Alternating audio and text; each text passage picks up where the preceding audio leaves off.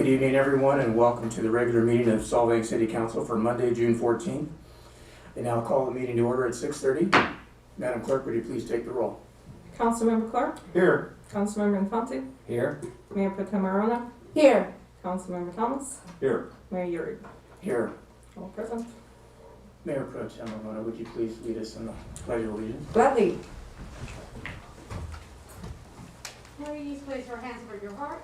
I pledge allegiance to the flag of the United States of America and to the republic for which it stands, one nation, under God, indivisible, with liberty and justice for all.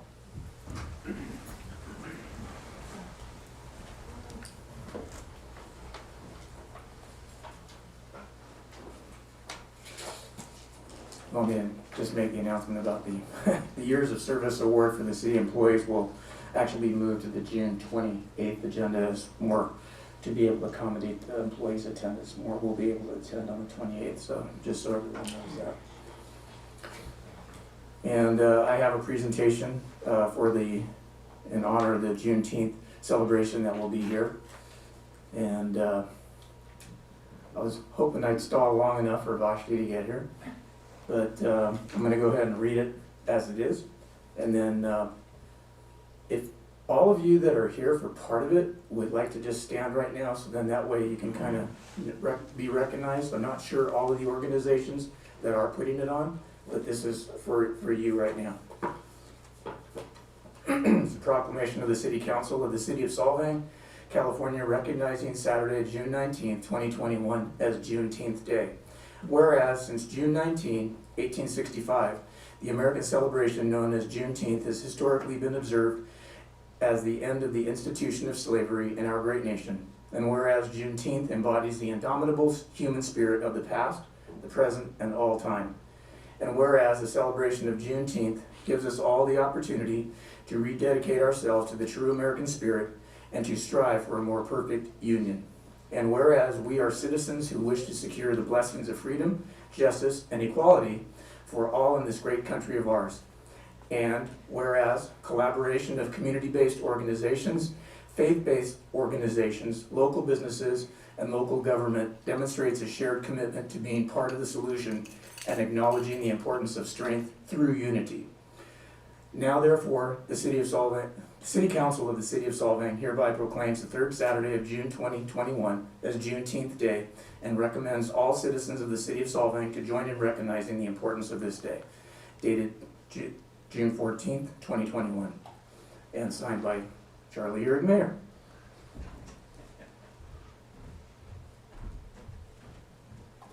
I don't know, can we get a picture with some people here?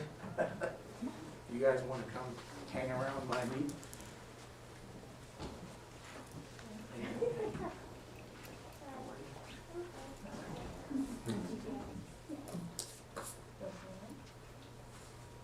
So I'm not sure who everyone here is from and recognizing. I'd just like to maybe start with Vashti and just say what organization you guys are from. And the name. Vashti Wilson, and this is Madison Wilson, and we are here on behalf of Maddie's Treasure Box, which is presenting the Juneteenth celebration. And then we also have from PHP, the CEO, Valerie. Valerie Kissel, People Helping People. We have Nick, who is a high school English teacher, and he is also on the Juneteenth committee, and so he's helping present the celebration. And then we have High on the Hog Catering, which has donated the catering this year and allowed the proceeds to go back to the celebration to cover all of the expenses. So, and PHP has covered the cost of entertainment. Great. Lots of participation. Okay. Make it look more like I'm presenting it. So maybe just have, kind of put your hands on it. Okay. We don't want to hide your face, okay? All right, let's take a picture here. 1, 2, 3. Let's try one more. In case we don't have smiles under the masks. Yeah, right. 1, 2, 3. All right. Thanks, Dave. And Mayor Charlie, I call him Mayor Charlie, was so nice. Thank you for this. Absolutely wonderful. I just wanted to say a few words and that for us presenting, where am I? Go right on. Okay. Is this better? Yes, Okay. thank you so much. You know, I've had some people say Juneteenth, when they were shocked that we were allowed to do this here, and I said, well, was it a question of being allowed? African Americans are citizens as any other people are, and I am personally an Air Force combat veteran, and I think it's very important to present that to the world and allow them to see different visions of what can be and what has been. And I want to say that the community has tremendously supported this event. They are sending emails, phone calls, texts, so excited about this celebration. And that it's not just Black history, it's our history. And just like any other culture, any other celebration, it is an opportunity to come together as a community and to get to know each other as people, as human beings, right? Rather than seeing each other separately. So that's what we hope to do with this. Thank you, Mayor Charlie, for your wonderful words. We have put that as the proclamation for the end of our event on Saturday. And thank you for allowing these two businesses a few moments to speak. Thank you. Vashti, when is the actual time that it starts? Let's make sure everybody knows that. Thank you. So it is Saturday, 4 to 7 p.m. We have an Afro-Brazilian group coming in. They're going to be doing the capoeira, and they're also going to be doing the mukulele, which is a stick dance. And then the Afro-Brazilian band will be performing for an hour. We have glitter tattoos for the kids along with face painting. We have different activities for the kids in addition to that. And then we have a Southern Juneteenth meal that you can get if you choose, although it's almost sold out. So it is presented by High on the Hog Catering with pulled pork, barbecue sauce, greens, mac and cheese, black eyed peas, choice of bread.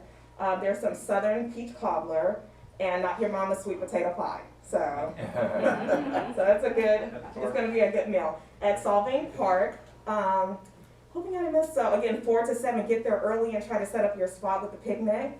And you can always bring your blanket, bring some drinks, some friends and family, and the kids are going to be running around. We have a lot of fun stuff planned for them. So, San Ynez Valley Jazz Band will be performing as well. So, thank you. Thank you, Vashti. Thank you, Matt. Thank you for your service. Look forward to it. All right, that's it on the presentation. Madam Clerk, would you read item number 1? Item number 1 is public communications, written and verbal. The council welcomes your input. At this time, you may address the council on items not on the agenda and consent agenda. Time limit is 3 minutes.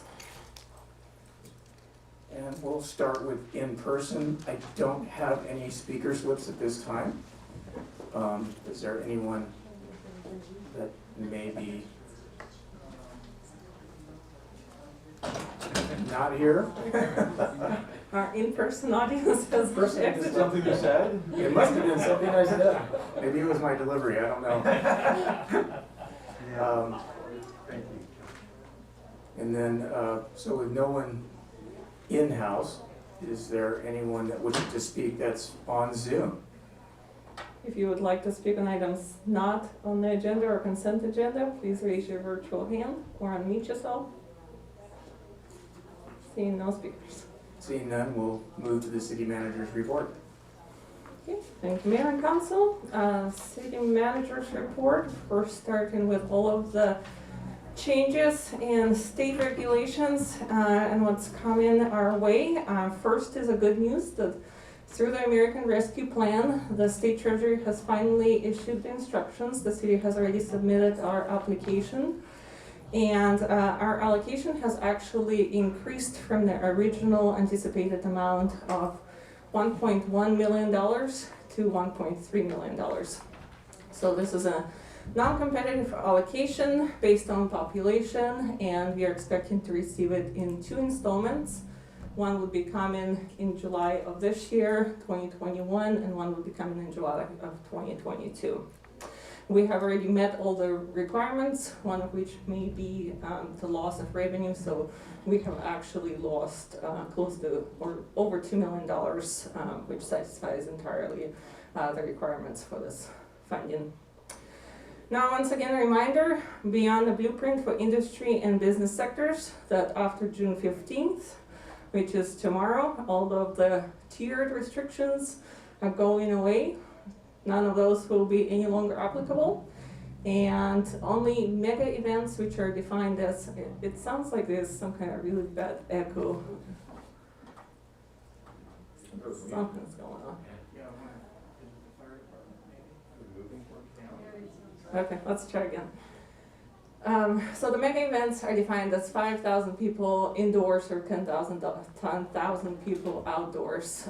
That still has some regulations. Other than that, we are back in business as usual. The state declaration of emergency and kind of winding down all of the rules that go with that. Local jurisdictions may want to consider.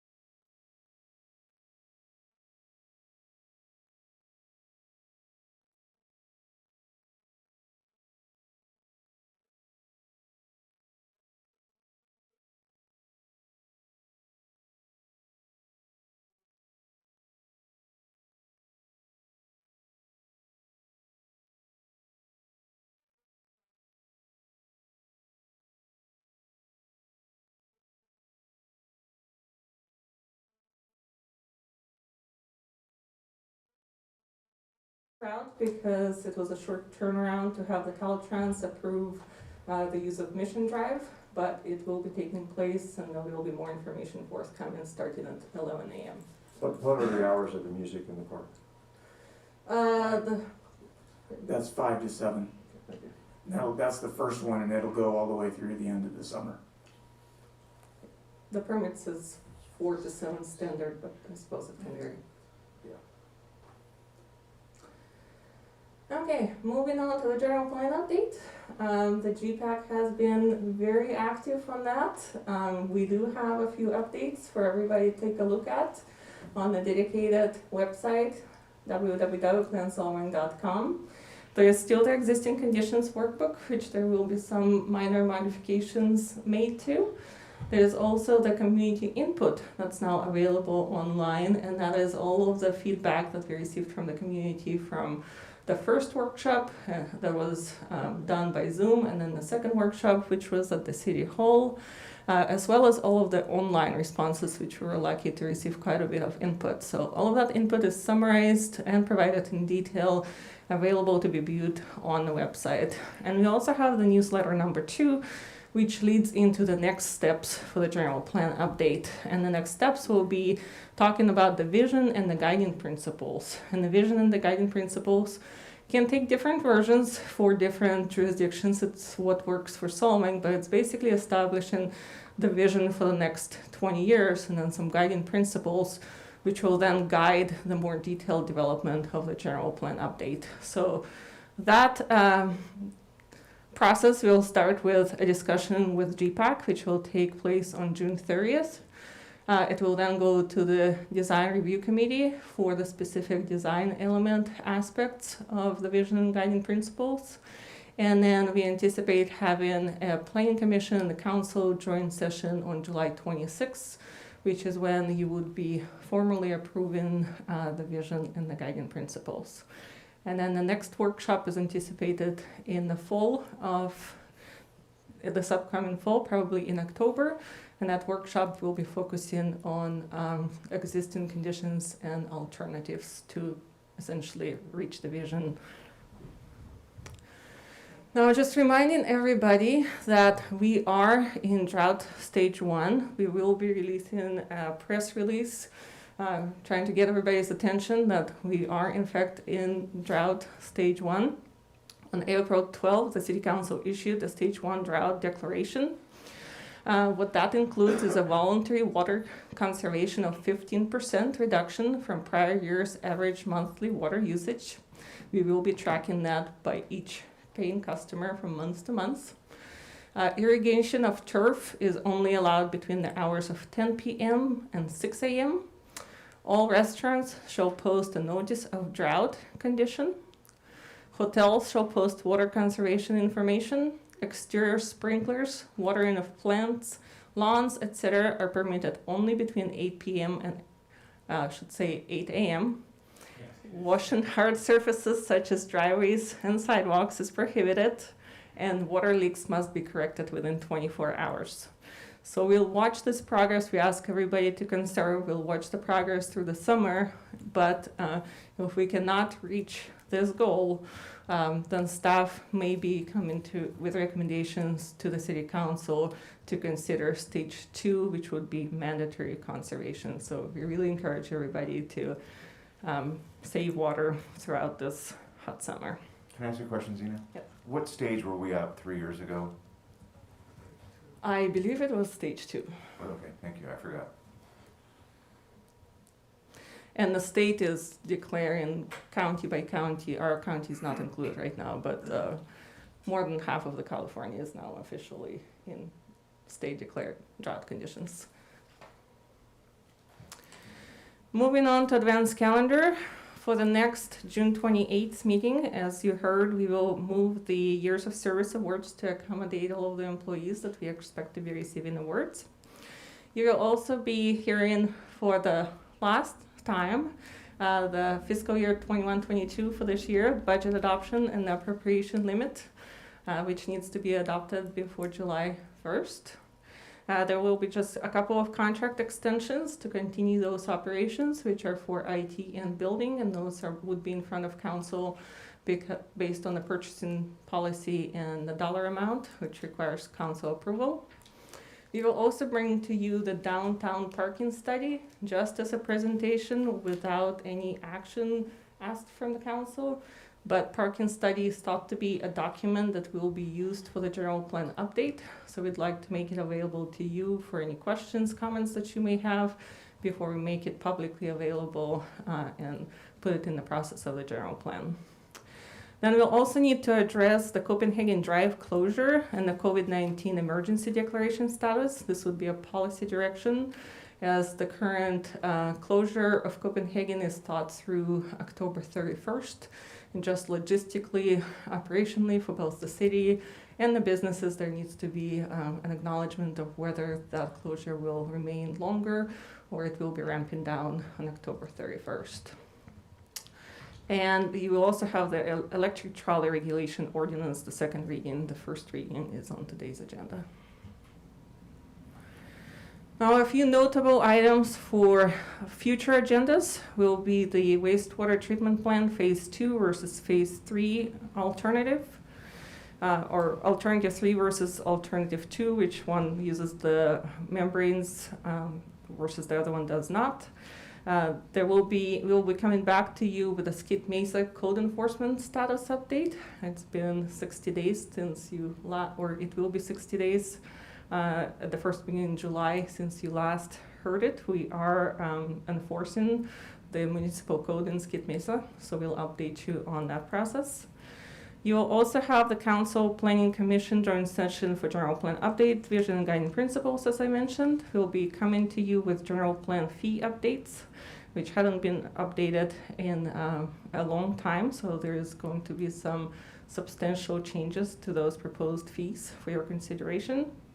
And then we'll also begin talking about elections by district. That is something that needs to be done before the next election cycle in 2022. There's 5 hearings that are required, so we'll be coming to you with first hearings and informational items in August. Couple of questions, if I may. Let's start off with redistricting. We have to redistrict the city based on census? So, have to, no. Strongly recommend, yes. If the city refuses to do so, the city has received a letter demanding that the city do so, and we could be subjected to litigation if we do not do so. 1,800, 1,500 voters, 1,800 voters, we're gonna break those into districts, plural? I agree with you that it is going to be an interesting exercise for the demographer to figure out what those districts look like, but there are agencies with fewer voters in California that have actually done this. Dave, can I add to that? There's an attorney in Malibu that likes to go around the state suing cities. We got the email from him. That's the letter that I referred to. And yeah. even the people that he's using as defendants, and he's specified as defendants, don't even want him to be involved with them. That's right. But he's picked them to say that this is a, never mind. Yeah, in light of the fact that we have received a letter, I'm a little reluctant to go into any more of the legal issues regarding the city's exposure to litigation. Suffice it to say that the prior council did move forward with a resolution indicating its intent to go through the districting process. And absent a gulf change from this council, that's what staff has been proceeding towards. If council wants to discuss the relative merits of doing so and the threat of litigation, I'm happy to schedule a closed session where I can be a little bit more direct and open about my legal advice. Thank you very much. Is this something that we should maybe put sooner than, I don't know how far down the road we were projecting that? Yeah, we talked with the demographer about the time frame and the scheduling of it, and they seem comfortable with the approach of bringing in the initial meetings. I think Zena said in August. In August? Mhm. Yes. And of all cities, the city of Santa Monica fought it and lost and had to pay him a fortune. So it's not worth it. The estimate was something around $16 million in legal fees. And You wouldn't charge us that much. I'm not interested in that. You know, I like what I do. I'm not interested in retiring on the city of Solvang's dime. City of Palmdale had a similar experience. They expended somewhere north of $4 million in defense of the action. It's something that calls out and cries out for a legislative approach rather than a litigation approach. Which I believe we're gonna address later tonight. Possibly, yes. Different question, if I may, Xenia. On the wastewater treatment plant phase 2, you've got alternatives 1 and 2, which was the membrane and the other, but wasn't one of the questions, if I recall from before, whether we go to recycled water as an add-on to whichever one of those processes that we choose, correct? Correct. Yeah. So phase 1 was the aeration project. Right. Phase 2 is giving us policy direction whether to pursue alternative 2 versus alternative 3, which alternative 3 is the membrane, more expensive, versus alternative 2 is the SRF technology. Right. And then phase 3 is actually the consideration of recycled water. Okay, so that's the third phase, not part of phase 2 then? Correct. All right, And that thank will you. be coming a couple of months after you have the consideration of phase 2. Thank you. Were you finished with your report? Yes, thank you. Oh. Are there any other questions of the city manager's report? Seeing none, we'll move on to council comments, item number 3. Are there any council members that have any comments or concerns or any items they want to put on the agenda? I have nothing tonight.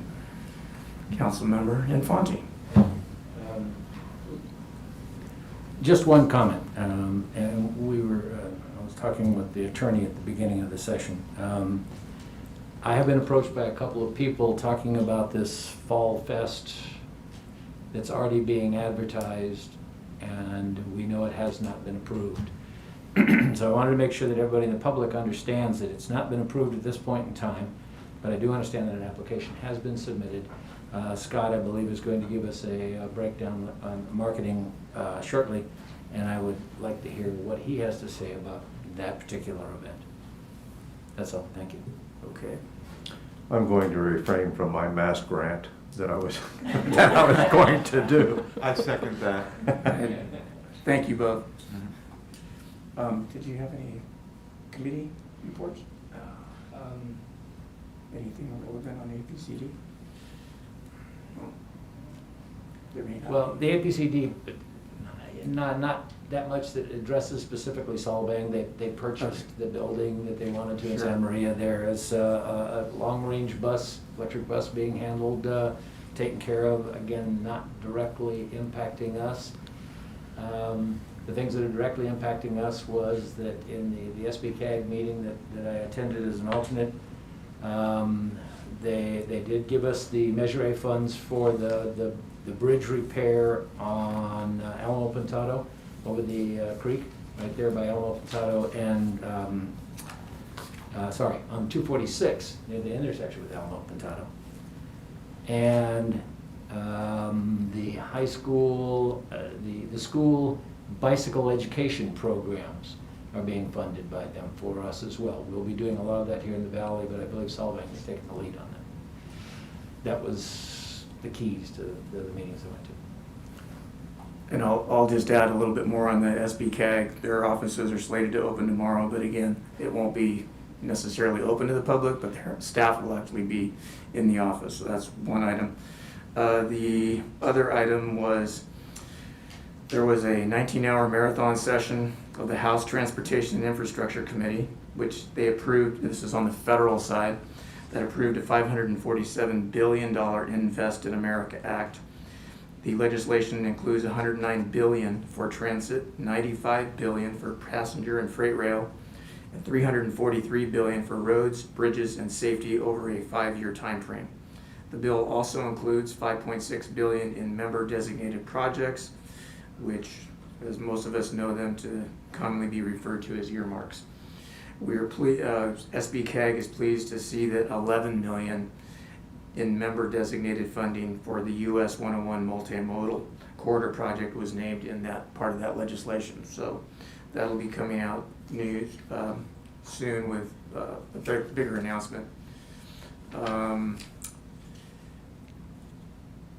The County of Santa Barbara will begin the Active Transportation Plan Community Brainstorming Session for unincorporated communities starting next week, seeking input on community drive goals, priorities, and future projects to improve walking and biking throughout unincorporated Santa Barbara County. The community brainstorming sessions will take place virtually, starting with Lompoc Valley on June 17th. I guess one item of note, if you travel down to Santa Barbara via 101, Gaviota Roadside Rest Area is going to undergo a major wastewater system improvement project, which began June 11, and the Gaviota Rest Areas will be closed in both directions, 24 hours a day, 7 days a week, from that date, Friday, until February of 2022. So, lastly, just as an update, City of Guadalupe will be celebrating their 75th celebration and have an open streets event. That'll be on Sunday, August 8th. That's for the committee reports. A couple of other things. Goleta Valley Library, which is our library, as of June 2nd, they're going to limited capacity, but as an express service. The hours are going to be Wednesday through Saturday from 11 to 4, which is an additional 2 hours, I believe, that they're open. That's for the sidewalk service, will remain open as well. Our branch here in Solvang will be able to accommodate up to 6 people at a time inside, so that will be kind of nice to be able to have that availability. You can make reservations to use their public computers, but they need to be made 24 hours in advance of actually walking in, so just as a little note. Can I add one thing to that, Charlie? It was wonderful. Absolutely. It was wonderful seeing the library open on Saturday, and there was a great book sale, and it was the first time we've seen that in a year and a half, and it was a great time. That's pretty cool. We loved reading. We also, as one of the events that are going to be coming up, I will be there with Jenny from Parks and Rec for our first Movies in the Park, starting this Friday, with The Croods. So that'll be happening this Friday, June 18th. And we have a second showing of another movie we haven't to be determined on August 13th, Friday as well. I think some of the announcements went out that it starts at 7, but it's actually closer to 7:30, being that Friday is one of the longest days of the year. We wouldn't be able to start the movie till close to 9 o'clock, but those are just some of the things from Solvang Rec. An update on the food drive that we have here for the food bank. And I apologize for not having the third session in there, but on May 24th, which was week 62, they had 352 households, 435 individuals served there, and first-time households was 85. And then June 8th, which was last Tuesday, week 64, they had 336 households, 1,172 individuals, and first-time for the food bank was 126. So that went up a little bit from 3 weeks ago. And then lastly, it was my honor to be part of the Memorial Day ceremony and recognition of the veterans who gave their lives for our country in service to our country, and who also have a proclamation that I was able to read for that. And then they also were able to unveil the plaques for all of the Valley residents that gave their life in the service of our country. So I just wanted to recognize that as well. So I think that's all I had. There's no other ones. We'll move on to item number 4.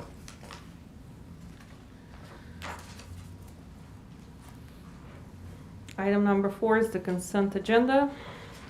Approval of agenda as presented, approval of minutes of regular city council meeting from May 24, 2021, and receipt of monthly warrant registered for May 2021. Are there any council members that wish to pull any of the items? Or are we good to make a motion? Can I have a motion to accept? I'll move that we accept it, excuse me. I'll move that we accept the consent agenda. You have a second? I'll second it. Roll call, please. Councilmember Clark, Yes. Councilmember Infante, Yes? Mayor Pro Tem Arona, Yes. Councilmember Thomas, Yes. Mayor Yurick. Yes. Passes 5-0. Madam Clerk, would you please read item number 5? Item number 5 is to receive monthly marketing update, and this is a report by IDK. See, we have Scott online. Scott, please go ahead. Good evening, Council, and thank you, City Manager, for having us. This is my last virtual report. I'm very excited that I will get to see all of you in person again for our next monthly marketing update. So I'm very happy that we are nearing the end of this very, very, very complicated 1 year, or just a little over a year. I will share our marketing report. Whoops. Thank you for the warning, Scott. Yeah. Can you see my screen okay? It looks like you can. So I'll walk you through our normal trends. I know it's we're on the agenda for a bit, so we'll get through the marketing report so we can move on to the next 2 items. The Solvang USA website saw a slight decrease in, and by the way, all of this is through mid-May, as we're a little late in delivering this report due to some issues on the last council meeting. But most of our visits remain to be through organic search, which we can tie back to our social media and PR team's consistent engagement. 80% of the visits were new sessions, while only 20% were returning visitors, which we find very, very exciting and in line with our original goals that we set out nearly a year ago now to bring awareness to a new demographic while not alienating our existing demographic, and being able to show solving through different angles. Overall page views and unique visitors stayed consistently higher than average. Our homepage was most visited, followed by obviously things to do and where to stay, along with dining. The good news here is this translated to more direct bookings through our booking widget on the on the website, which is great because we could track those folks all the way through to, not only booking, but where they stay. And then we can follow up with surveys and get additional metrics from them post stay. So our conversion rate for April went up over 113% compared to March, which is great. So this is the number of people who are literally clicking through our social channels and through our website.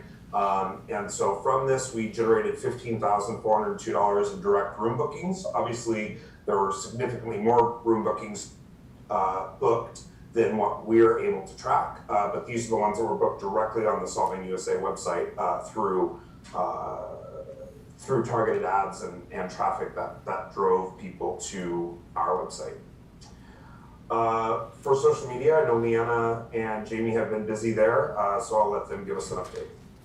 Sure. On our Instagram account alone, we had over 300,000 impressions. That means over 300,000 people saw our content. Currently, we're up over 19,000 followers. In this month from the report, we were up 777 new followers in that month, outperforming the travel industry average by over 289%. On Facebook, we reached over 20,000 people. We got 62 new followers with a total of over 30,000 followers on the Facebook page. Next slide. You can take a look at our top performing posts. The spring blooms are doing well in line with what we've seen in the past. In addition to what you can see publicly for the likes and the comments on the page alone, saves and sends are also there at the bottom. So you can see that the pastry and different shops are getting upwards of 100 saves, which people will save to return to that content at a later date, perhaps when they're visiting. And the sends means that the content resonated with them so much that they sent it to their friends and family to share the content. Next slide. Piggybacking off of Anna's PR efforts, not only did Travel and Leisure repost Solving content, but Visit California did as well. These are huge wins, and these days alone, the account got over 165 new followers. And before we move on to public relations, the thing I'd like to point out here on the social side is that we're going to be working with Zena to ensure that our account gets what do you call it, Leanna? It's Verified. Yeah, verified, authenticated was the word that was in my head. So we're working with Zena to make sure that they get all the information they need to know that the Solving USA is the official account. We'll get that blue check mark, which seems silly, but it's important and provides a little layer of authenticity to folks when they come in. I'm gonna stop sharing and reshare the new slides from Anna, so hang on just 1 second.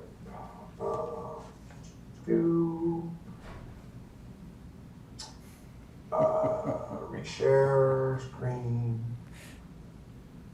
This one. Okay, should be up now. There we go. Anna, would you like to take us through our PR for as of June 14th? So as Scott mentioned, I had provided slides for the past meeting that we weren't actually presenting at, so I updated these this morning.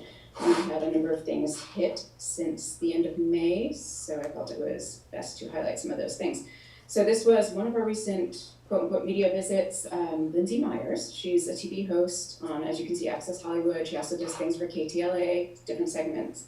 And she's also an influencer. She has about 100,000 followers. So I had her come up And she actually did something valley-wide, but specifically also we had her on Project for Solving. So from her time here, which was in early May, she was here for 2 days, 2 nights, she did 58 Instagram stories, and that was about the whole, all over the valley, but 28 of those were dedicated just to Solving. She had this one static post in the upper right-hand corner that you can see for Solving that had 580 likes, 159 comments.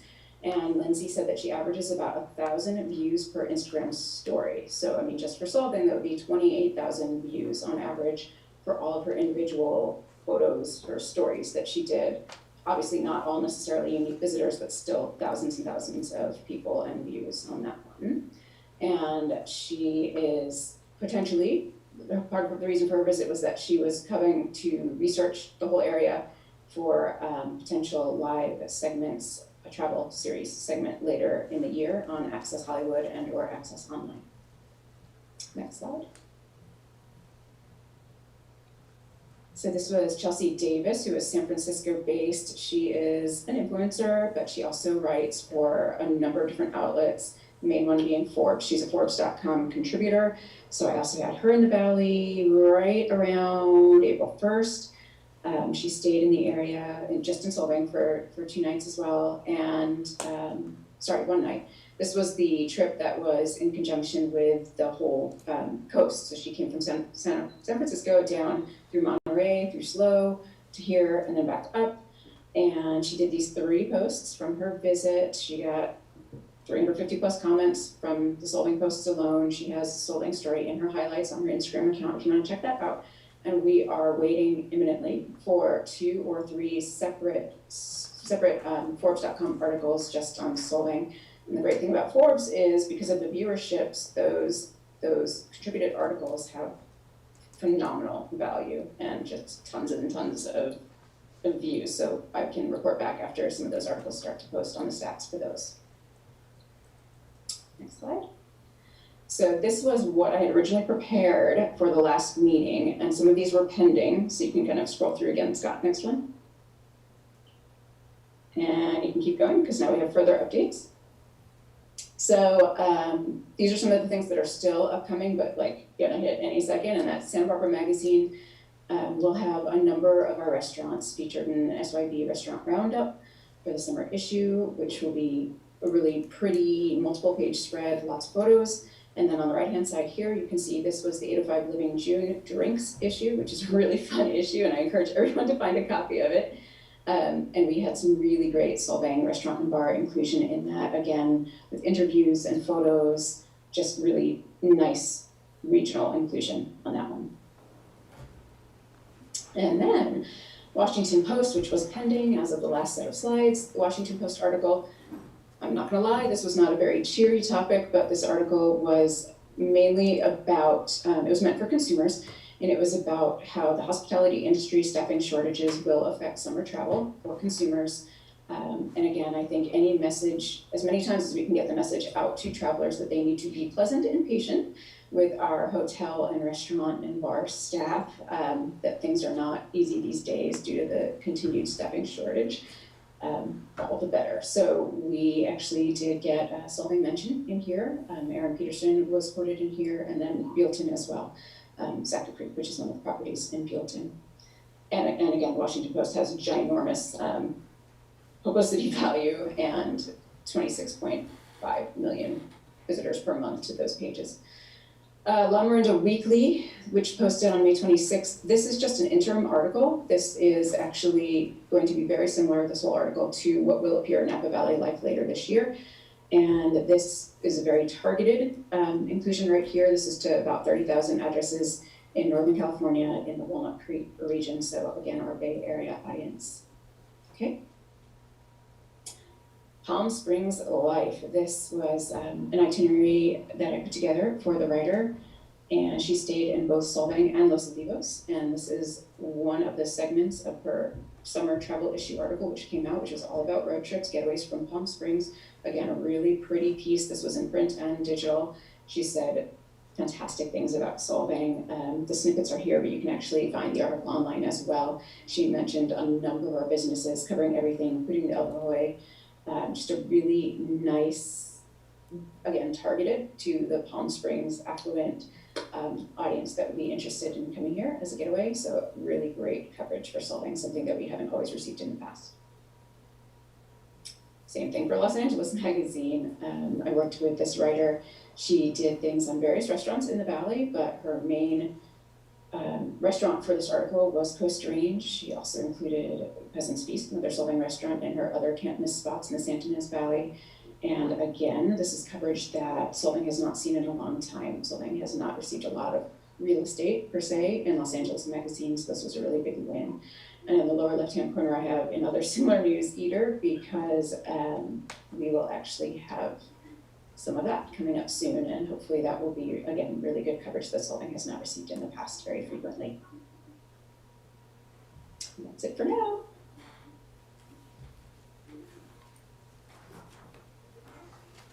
Scott, you're on mute.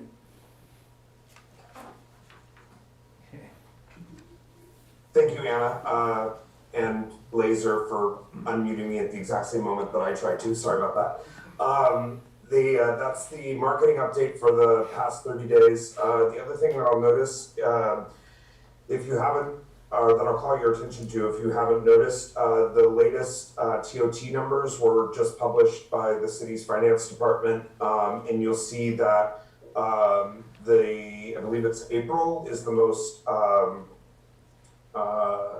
recent month that's posted, and you'll see that TOT revenue for that month exceeded any of the past 3 years. It's the highest that it's been in the last 3 years, and I believe that we can, and my analytics team is working on pulling concrete data to support this, but at first pass, I think it's clear from our targeting of different demographics and trying to bring folks that are familiar with Solvang and are used to coming to Solvang, and ensuring that the experience that they come here for is still here and still available to them, but then continue to introduce Solvang to new audiences. And there's amazing things in the town, the beyond the trolley and the able skeevers, which is what people come for. Then they can kind of explore new things as well, like the Spice Shop, which is something that travelers continue to talk about, and the Cheese Shop, which is something that we hear a lot about. And we have 2 amazing coffee shops in town. The park right in the center of town is an amazing spot to just hang out and socially distance. The Copenhagen closure, which was done for the pandemic, continues to be something that folks are very happy and excited about, and continue to point back to the European feel. So we believe very strongly that if even in the pandemic we've been able to continue to increase ADR, which I think has been good. So with that, that's the end of our monthly marketing report. I know that we have a couple of other topics on the agenda, but if there's any questions related to this month's marketing update, I'm happy to take them. Are there any questions of the staff report? Just one. Scott, would you please give me any update you have on this fall festival event? Sure, and Laser, I can't see the council for some reason, but so the update is that they have submitted a application. We told them that we would not begin reviewing that application until we had update from the county on what the metrics would be, which we received about a week ago. So given the current process, that application will be forwarded to the Solvang Marketing and Tourism Steering Committee that we established back in June of last year. I've reached out to those folks that were part of that steering committee to make sure that they're still interested in doing that, and hope to hear back soon. But our goal is to review that in the next week or two, and then come to council with recommendations and that permit in the next 30 days. You were correct, I heard earlier that there's no permit issued or no save the date on the Solvang side or anything like that. That is correct. We received the application, it's in process, but there's been no decision and no preliminary decision. There's been no action. It's not been brought to the council, which it will, as the guidelines that were adopted by the former council require any, and forgive me, I don't remember exactly how we defined it, but I think it was any large event or anything that required multiple street closures would come to the council for approval. And so we're in the very early stages of that process. Are there any other questions or comments? I know I had a comment real quick. I know you brought up Coast Range and the Vaquero Bar, but I also know that Vaquero Bar was noted as one of the top 27 new bars in America by Esquire magazine. So just an FYI for you. That's actually pretty cool. Yeah, Leanna and the team have done a great job of picking that stuff up. When Anna, we're on a marketing group. We created a little group that we can talk to each other with, and we see that stuff all the time. And Anna forwards that in, and then we bake that into our social schedule so that we start promoting that stuff. But there's so much. I mean, just as a consumer, as somebody who grew up visiting Solvang for the Solvang Santa Maria Century, which I'm probably, too old for most of the audience. They probably don't know about that. But growing up, coming to Solvang for the Solvang Santa Maria Century bike race all those years, I was the consumer that came for the Danish architecture and the Abelskiver and the, and then was able to continue to experience other things. And that was, it's exciting to see how Solvang is continuing to evolve, and I'm very excited that we're able to share with the world some of the new things that are happening while continuing to promote and amplify all of the reasons that people should be coming to begin with. And you can see that in our social every single time we post architecture, horses, or Abelskiver, we see massive engagement across those. So that's clearly what draws people here, and then we can fill it in with other bits so that we can keep them a little bit longer. And Scott, if I may, just to reinforce what you're saying, absolutely, it's the more we bombard people with things to do here, the longer they stay. Always a good marketing strategy. Correct. I did want to ask on that, the committee that you're talking about to review. Who's on that, and is the sheriff included in that? Because with any of those large events, they need to be, because they're going to be the ones determining the best options for street closures and ABC and all that type of stuff. And I just want to make sure that they are part of that discussion. Absolutely. So I've met with a couple of departments that have actually changed and streamlined during the pandemic. Fire is a perfect example. The Santa Barbara County Fire Department has actually created this new, more streamlined process for event applications to be vetted and reviewed by the fire department, for example. So the steering committee would be the one step before it goes to fire, medical, and the sheriff's department. And really, the purpose of the steering committee it's been a year, so I'm a little rusty. But the purpose of the steering committee at the time was really to ensure that no event shows up and disrupts the businesses and disrupts the flow of the town without anybody knowing, right? And to give businesses, and the steering committee has a representative from the Chamber of Commerce, representative from hotel, representative from the restaurant industry, a couple of just regular citizens. I can forward the complete list of folks that were originally on there. And again, I've sent an email out to see if they're still interested in being in that. And that's a committee. It's not a city committee, meaning that it's not something that it's not like a commission, for example. It's literally an informal committee that helps sort of look at these things and say, okay, it doesn't make sense to put up a fence all the way along Copenhagen Drive because that impacts our businesses. So the chamber may say that. I'm not saying that they have, but the chamber may have that opinion. So it just gives us a chance that it's not us as a third-party consultant or or the chamber or the fire or somebody else just saying like, oh, this works or this doesn't work. We're all kind of looking at it as a group and then bringing it to the council once it's been fully vetted and say, okay, here's how we looked at this. Here's what this small group of people thought, which is a pretty diverse cross-section of town. And now here's an opportunity to discuss it publicly, as it should be, because that was not the case in the past. And then ultimately it's the council's decision on whether to approve or deny the permit. So the steering committee is a very informal piece of that overall process. But the steering committee will see it first and vet it for appropriateness within the community, and then we'll take it to the appropriate agencies. And at that point, the event producer is given an opportunity to amend their application, and then is invited to present to the council, so that it's not the first time that some members of the public are hearing about something like that. Any other questions or comments? All right, thank you, Scott.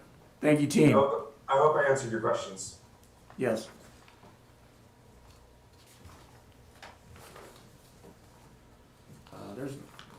Do we need public comment on that as a staff report?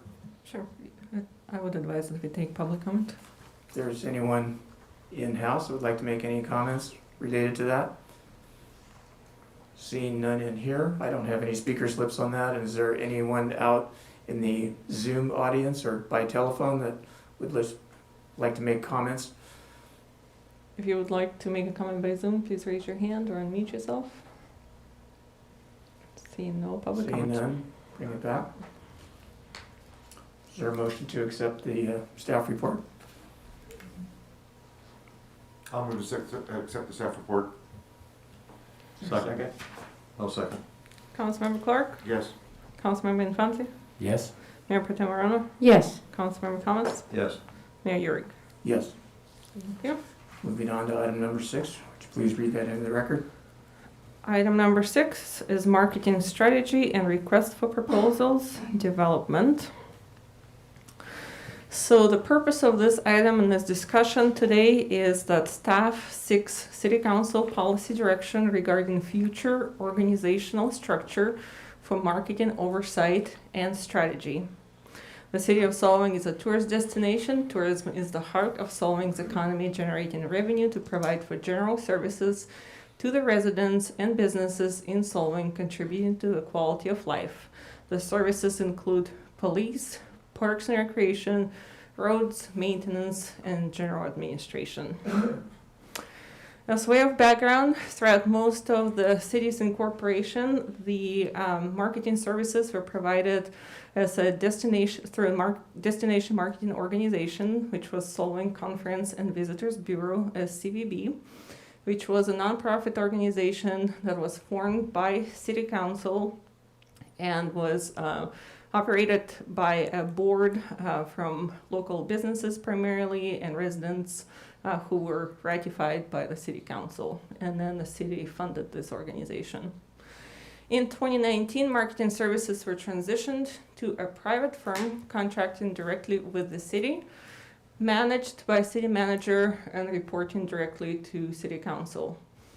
The firm was retained by the city through a competitive RFP, which is the IDK, specifically for management of Yule Fest 2019. Subsequently, the contract was modified and expanded to include marketing services, which is what you have today. Now, city marketing structures take different forms. The destination marketing through an SCVB type of organization is quite common. There's also some cities and destinations that use a combination of the chamber and visitor center. One of the considerations there is to remember that one is more outward facing while the other organization is inward facing, representing the local businesses, while versus the tourists. There are also some cities that use internal city staff and actually have a marketing department, usually not very large, but that is another alternative. And another structure is having a marketing committee, which would be an advisory body to council responsible for making recommendations for marketing strategy and budget. So in that sense, instead of being managed directly by city manager and then the city council making decisions. There would be an intermediary body that would make recommendations and work more closely on the marketing subject matter. So marketing strategy is the need for scope of work that should be developed by the city independently in the interest of the city. There should be some sort of oversight by the local community of the marketing efforts and feedback. We need to determine the structure of the marketing organization going forward. And of course, there needs to be professional expertise in terms of recommending marketing strategy as it's implemented going forward. So staff recommendation today and council is can provide with any alternative policy direction based on any of this information or any of your own information, but the recommendation from staff today is to form a marketing committee, which would be a Brown Act body, which would be a formal advisory committee to the council overseeing marketing efforts, as the you as the city council have much broader responsibilities. So there would be a benefit in this particular committee focusing on marketing. To issue an RFP, since there was no RFP issued for marketing services, and you will hear me, and based on our purchasing guidelines, always advise you to go through a competitive process to ensure that we are getting the best services that we can for the dollars that the city pays. And that RFP should, at the minimum, include the marketing strategy, which would include a brand, an investment in marketing techniques, so proposals for use of social media, public relations, digital assets, different experiences, and print materials, infrastructure support, and then to have clear reporting matrix and measurements of impact of the marketing efforts, and also have clear funding structure and budget to support the efforts. So that is the general framework, requesting you to provide with general policy direction to move forward. You have additional items related to marketing later on the agenda, but this asks for a direction as to whether staff should continue to prepare and work towards an RFP issuance leading towards fiscal or calendar year 2022. Are there any questions of the staff report? Well, maybe not questions, but definitely comments. Go for the comments. All right.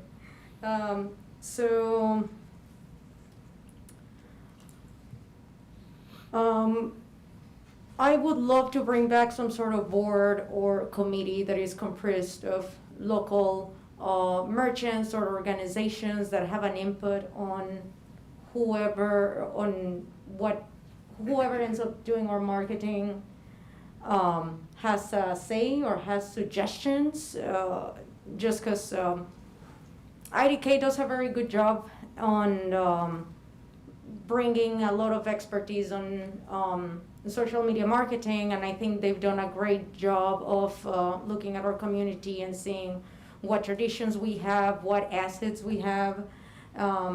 But that is the job of one person. I think bringing in a committee that brings in more opinions or more perspectives would be great.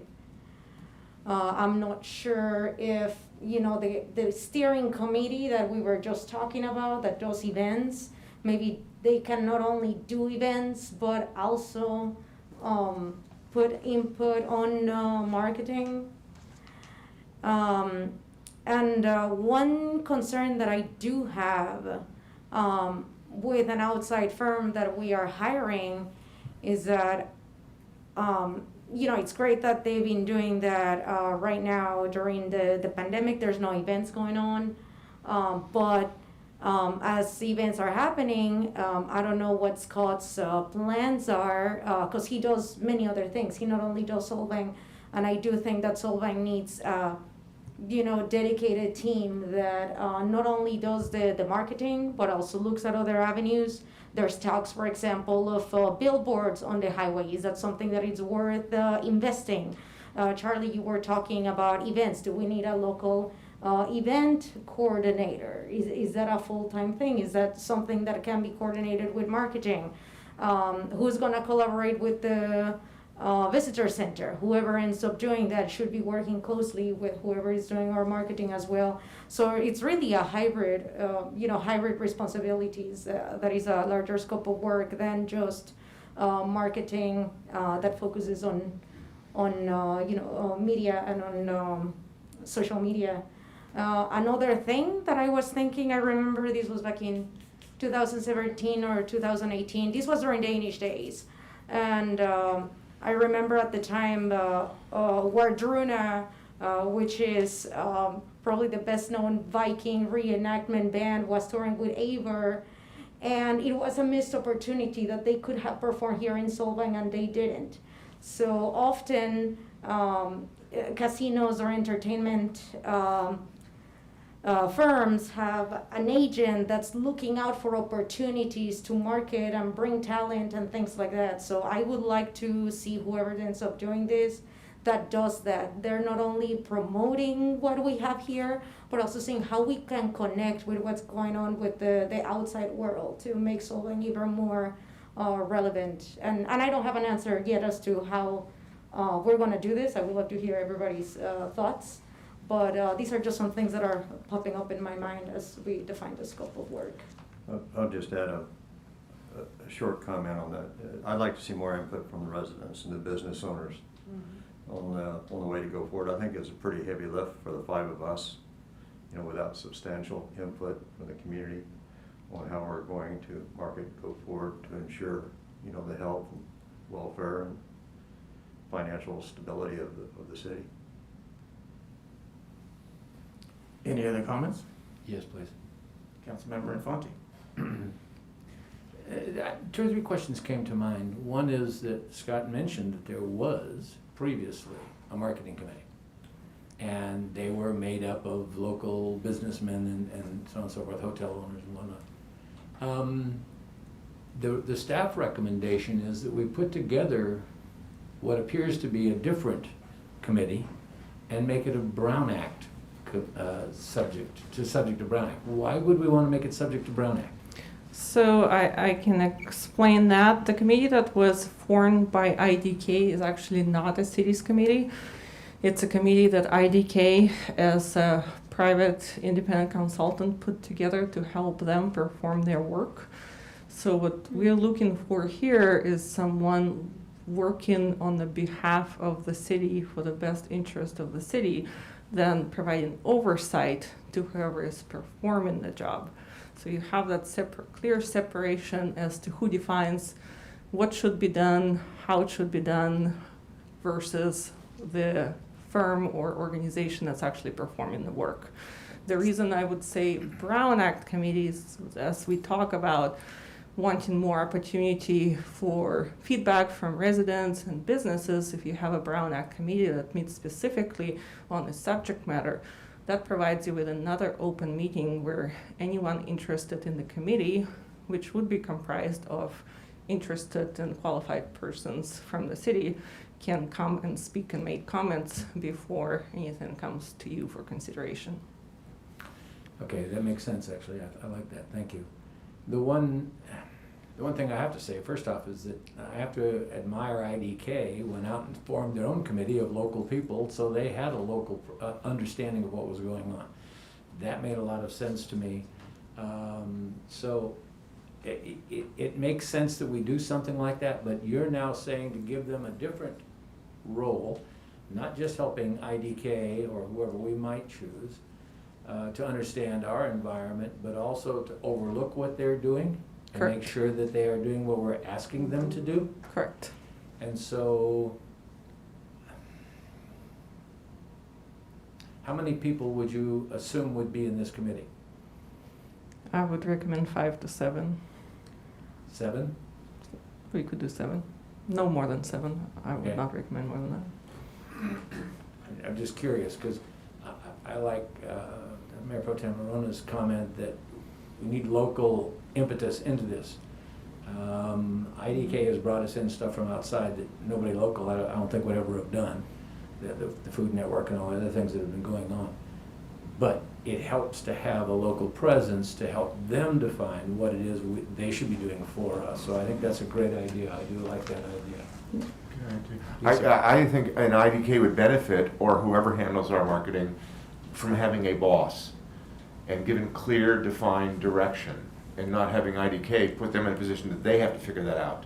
I love the idea of getting 6 or 7, 5, 6, 7 people together and establishing what the parameters for IDK or whoever it is, and what our brand is, and really, really, really focus on defining what Solvang's brand is, whether it be logos or where we want to appeal to, what demographics we're appealing to, etc.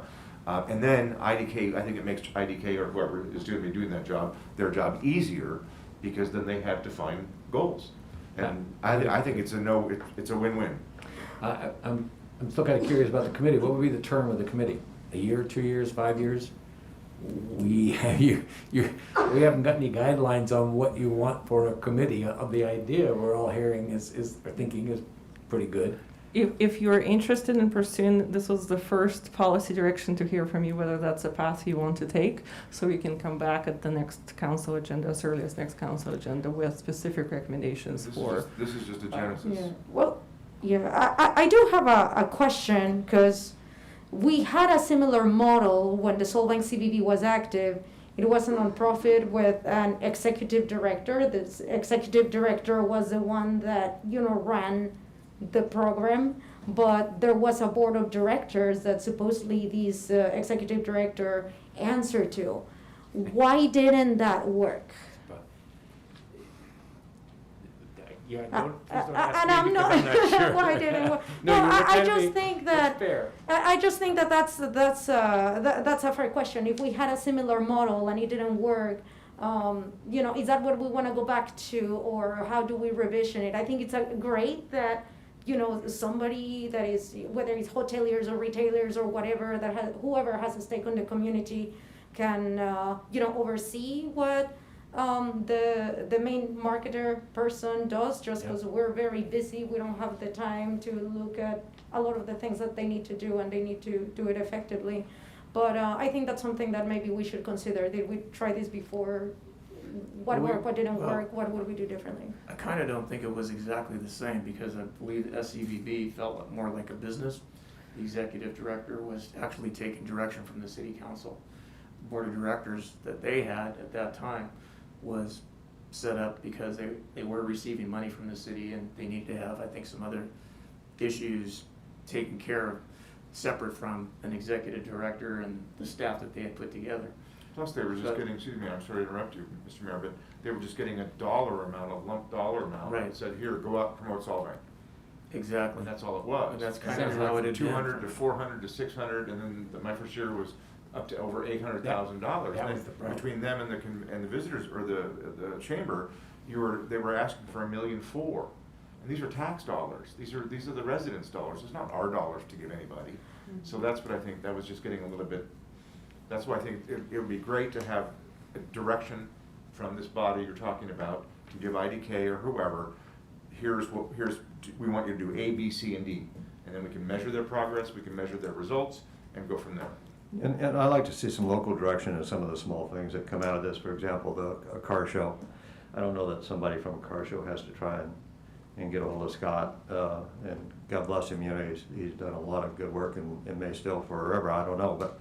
But I think they want to have somebody that can walk down the street with them and talk about what they're going to do on more of a local level.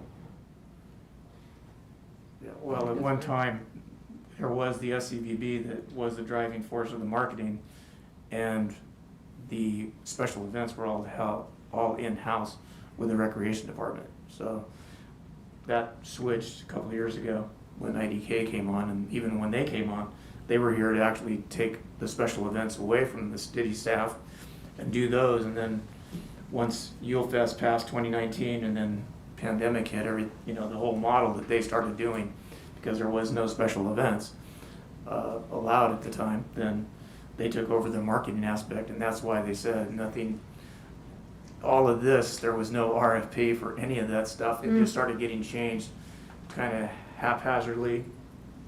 Probably the wrong term to use, but just going through and making changes kind of on the fly and changing their scope and direction from special events to a DMO type of organization. And Scott, you guys stepped up, so.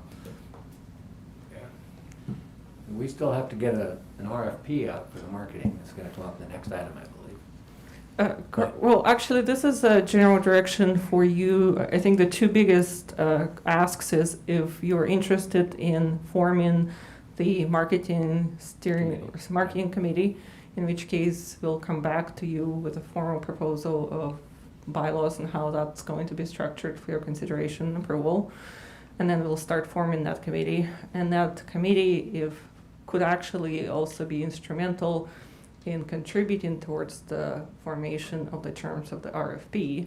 And if you're interested in going with the RFP, then I think that's we'd be the coming back direction to that you. I'd like to see that happen.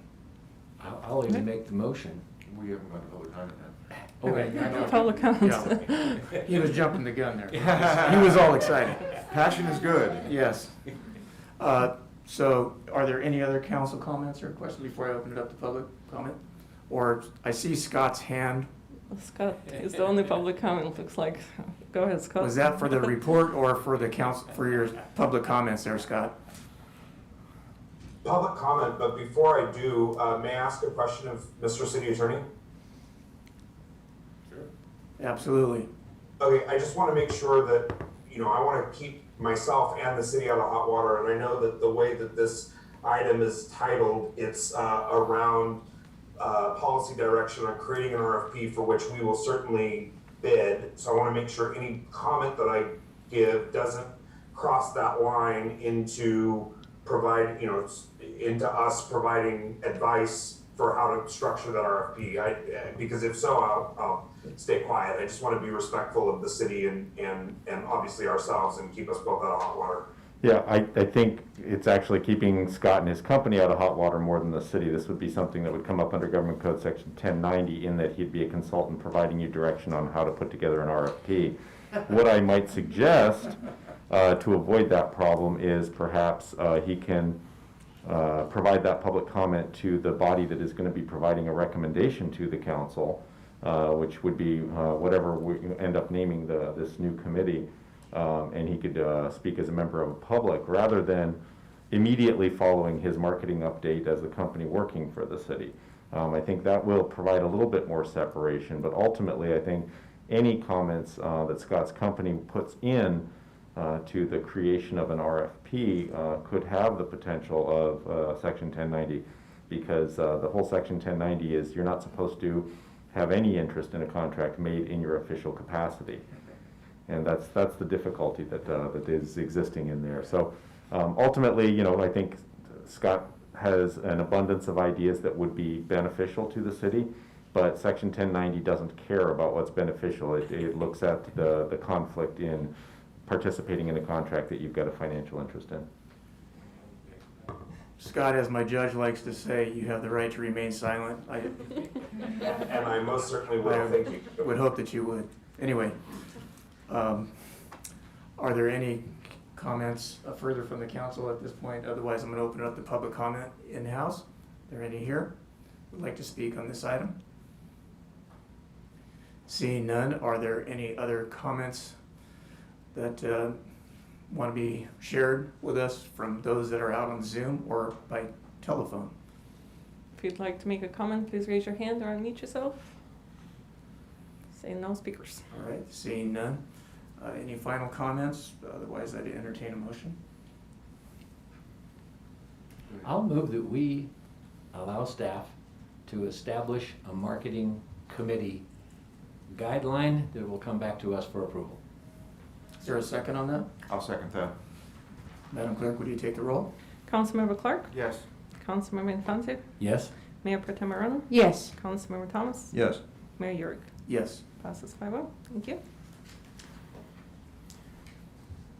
Item number 7, Madam Clerk. Item number 7 is marketing contract extension with IDK through December 31, 2021. The council had previously given staff general direction to negotiate an extension of a contract through December 31, potentially pending an RFP, and to allow the city to adjust through this time. Staff has been in negotiations with IDK. We do have a scope of work that we are generally in agreement with through December 31st, 2021. However, we are still working through the terms of the payment and would like to come back to you at the next council agenda with more specifics in terms of what is being proposed in terms of compensation and what the city would be receiving for that compensation. So if we can just pull up my screen here, I'll just go briefly through the content of the scope of work as proposed. First is the branding experience. Throughout the next 6 months, the proposal is that IDK would work on tourism brand refresh, which would include the logo iteration, which hasn't been updated yet. We are still using the SCB logo on Solvang USA.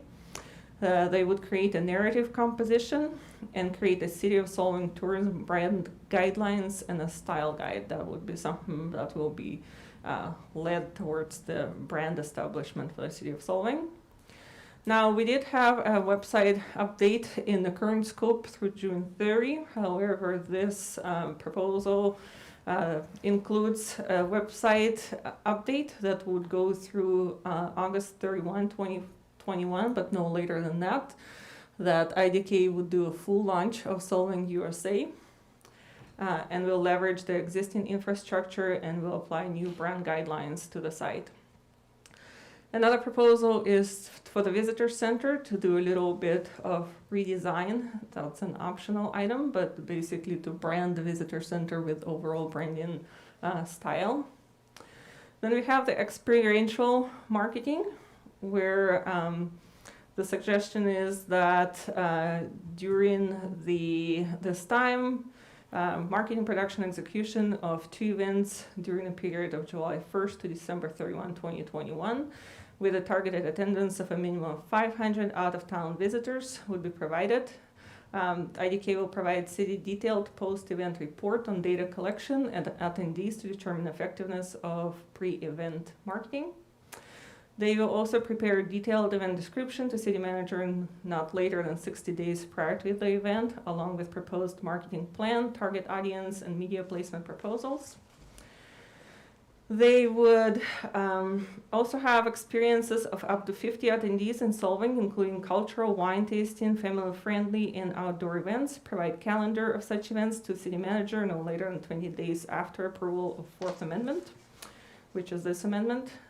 They're also suggesting the calendar of events could include, but are not limited to, essentially the events that are usually included in the Yule Fest production for those smaller events.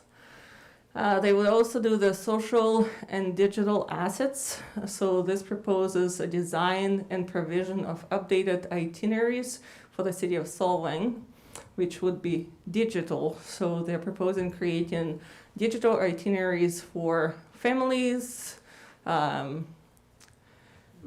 bougie explorers, Epicurean weekends, architecture design, pet-friendly budget stays, and Yule Fest. So this would be something new that we haven't had before, where there would be different digital, basically apps to where when somebody is interested in one of these topics, they would be able to dive electronically into that specific topic. They would also do the social media and PR, basically as they're doing currently, and continue with infrastructure support, which would be the events management as IDK is doing right now. The general compensation that was proposed at first was $300,000 for 6 months. In the current months, that is basically what we have paid IDK for the year because of the COVID-19, and their compensation was tied to 12% of TOT. And that is what we are working on with them in terms of determining and pinpointing more specifically as to what would be the expenditures and responsibilities of IDK versus the city, and also how much of this compensation is proposed for any of those proposed categories in the scope of work. So that is something that we would be working with IDK between now and the next meeting for the council, where we are hoping to come back to you with more detailed recommendations.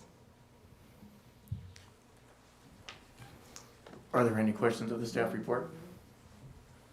Yes. Councilmember Infante.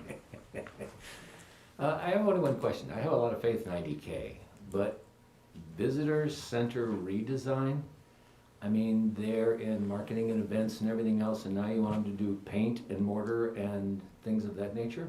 I'm a little confused. This is something that actually was an idea of IDK. It's definitely an optional item and could be taken out of the scope if there's general consensus. I don't disagree that it should be done. I was just questioning if IDK wants to hire local painters or whatever it's going to take to fix up the visitor center. If they're willing to do that. Well, it comes with a cost within I'm sure it that does. cost proposal. But yeah, the idea is that because they would be working on a brand, overall branding for the city of Solvang, then they would bring the visitor center to look and feel in alignment with that brand, just as a physical location. Great idea. I have a lot of faith that Scott could do it. It just didn't occur to me that something like that would be in this, but okay, fine, thank you. I just had a couple comments. Some of this, it seems a little like we're putting the cart before the horse, so to speak, where this isn't what they're doing currently. And what we're trying to do is get an extension based on what they're doing now. And what we just discussed in the last item is putting together a committee to figure out what we actually are gonna be doing to have them do that. And I mean, granted, the visitor center, right now, the visitor center's supposed to be part of the city, taking care of the maintenance on it, according to the contracts that we currently have, not IDK or whoever they determine for that. The experiential marketing, for them to do 2 items, if you could pick just Yule Fest, you're gonna cover 5 of these items because they're all part of the Yule Fest. So, I mean, is Yule Fest the entire month like we normally are experiencing it, or is it just gonna be the parade, the tree lighting and all that? Because Yule Fest includes all of those items with the exception of the Wine and Stein stroll. So, I don't know, I think they would normally be doing that if we're going to give them extension. Isn't that partly what they would be doing anyway? So And then as far as the digital assets, they aren't currently doing that right now, correct? Correct. As far as that type of social media. I know they're doing social media and PR, but not necessarily to those targets, specifically the bougie explorers, the budget stays, all of those. I mean, I think they're kind of doing that already. Are they not? So I can go through the scope of work and explain what's been in their current or most recent version of the contract and what hasn't. As far as the website was actually part of their scope to be completed by June 30th of this year. The tourism branding was never specifically identified in their contract, although there was a lot of implied direction to needing to have the website updated, including the logos and the brand, and working with the city in terms of what that branding should look like. The visitor center is definitely a completely new idea. Experiential marketing was something that was part of the IDK contract since they became the marketing arm for the city. And there was always a provision that IDK would put on a significant event once a quarter that is marketing in nature. So something like Yule Fest, but expanding it into having an event for each quarter. So this does follow that format in a way, asking for 2 within 6 months. But yes, when you're talking about the smaller events, 50 attendees and whatnot, those are already part of the months-long Yule Fest. As far as the social media, digital assets, that is a new idea to create these experiences for those specific categories. That is not something that they have been contracted to do before. Social media and public relations is something that's been an ongoing part of their contract, and the infrastructure support is also something that's been part of their contract. Are they still going to be subject to this committee that we've been talking about, this marketing committee? As soon as For- the marketing for what- committee when is this gets formed, done? yes. So none of these are hard, they are suggestions that they could be. So, I mean, if you look up here, for instance, under design and provision, including but not limited to, so you want all of those 7 items included, hard stop, and then they can do something else? Well, I would say that this is a temporary extension of the contract with some modifications, obviously, for the proposed work scope for the next 6 months through December 31. If you form a committee, they will A, start to oversee the efforts of this contract, and B, we'll be working on a longer-term vision and structure for the RFP and marketing contract going forward. And this just gets us moving through the end of the year, the way we've been going, keep the city being marketed, keep the things rolling, keep the exposure until the committee can make some directions for whoever we choose, and then this just gets us through the end of the year. I agree, and I think that's the purpose of all of this. Mhm. But my comment is, this says it has to include these 7 items, for instance. I'm sorry, what page are you on? I'm on page 58, under Okay. social and digital assets, under Mhm. digital assets, design and provision of updated itineraries for the city council, including, but not limited to, which means it has to have these 7, it can have others. So you're forcing them into having these things. Correct, yes, unless you want to exclude this, and then we would obviously negotiate a lower fee. Are we, it was the SCVB, I know Scott, you came in 2019, December specifically for Yule Fest, and obviously last year was kind of a lost year as far as special events, but my recollection was that SCVB also did the Grape Stomp as part of a large scale event in October. I believe so, and the last time before COVID-19, that was the Visitors Levy was asked to do that event. Okay. Those are my comments. Are there any other comments? Questions? Yeah, I just wanna make sure that we understand, so $300,000 over 6 months, this is what we get, correct? If we agree to execute this? Correct, and so the recommendation today is that we as staff go back and negotiate further with IDK and further define how the compensation is structured for these specific items. So next time you see it, you will have much better, clear understanding as to what costs what, and then we'll be able to make a decision. Okay. Okay. And this will include them, helping event organizers to make the events happen, even if they're not the events produced by IDK, such as Jewel Fest. It seems like they're the ones that are going to produce that, but they will continue to work with event organizers to make everything happen. That is how it's structured. So Okay. under infrastructure support is where that events management is included. Special events, they're doing the special events. It's on page 58. If you look at infrastructure support, that includes the management of processing special events applications.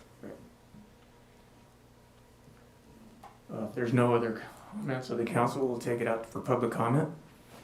In-house, are there any public comments for anyone inside? Seeing none. Are there any comments that are out there in Zoom or via telephone? If you'd like to speak on Zoom, please raise your hand or unmute yourself. Seeing none. Bring it back to council. Final comments. Otherwise, I'd entertain a motion. I'll make a motion that we extend the contract for IDK through December 31st. Is there a So I second? would like to Oh. make a clarification that the recommendation from staff today is not to approve the Oh, my extension, but to apologies. return with further Authorize city manager. clarifications My, at the next council meeting. my bad. Can I start over? That's kind of what I use. Would you please start over again, I'd like to Councilmember? make a motion authorizing the city manager to execute the contracts and delve further into this. Is there a second? Second. Is there a roll call, please? Councilmember Clark, Yes. Councilmember Infante, Yes. Mayor Pro Tem Arona, Yes. Councilmember Thomas, Yes. Mayor Euring. Yes. Passes 5-0. And seeing that it's 8:05, I'd like to call for a 5-minute break. And we'll come right back at 8:10.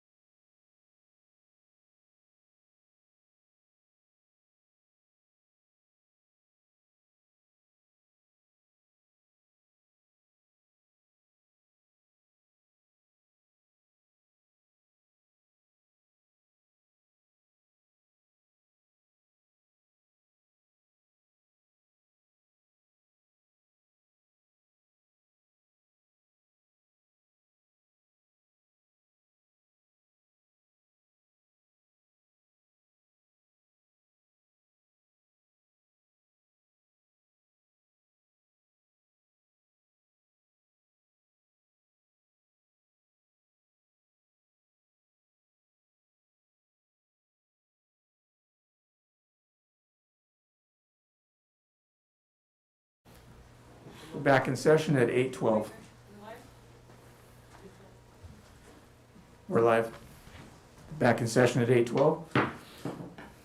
Madam Clerk, would you please read item number 8? Item number 8 is Visitor Center Management Contract Extension with Central Coast Marketing through September 30, 2021. Based on prior council direction to negotiate an extension with Central Coast Marketing through September 30, 31. Staff has worked with Central Coast Marketing, and they have given us a proposal which increases the cost of monthly cost to $13,100 from the prior contract, which was $10,500 a month. So this is an increase for the increased hours to 7 days a week, and also expanding the hours by 1 hour from the current service level.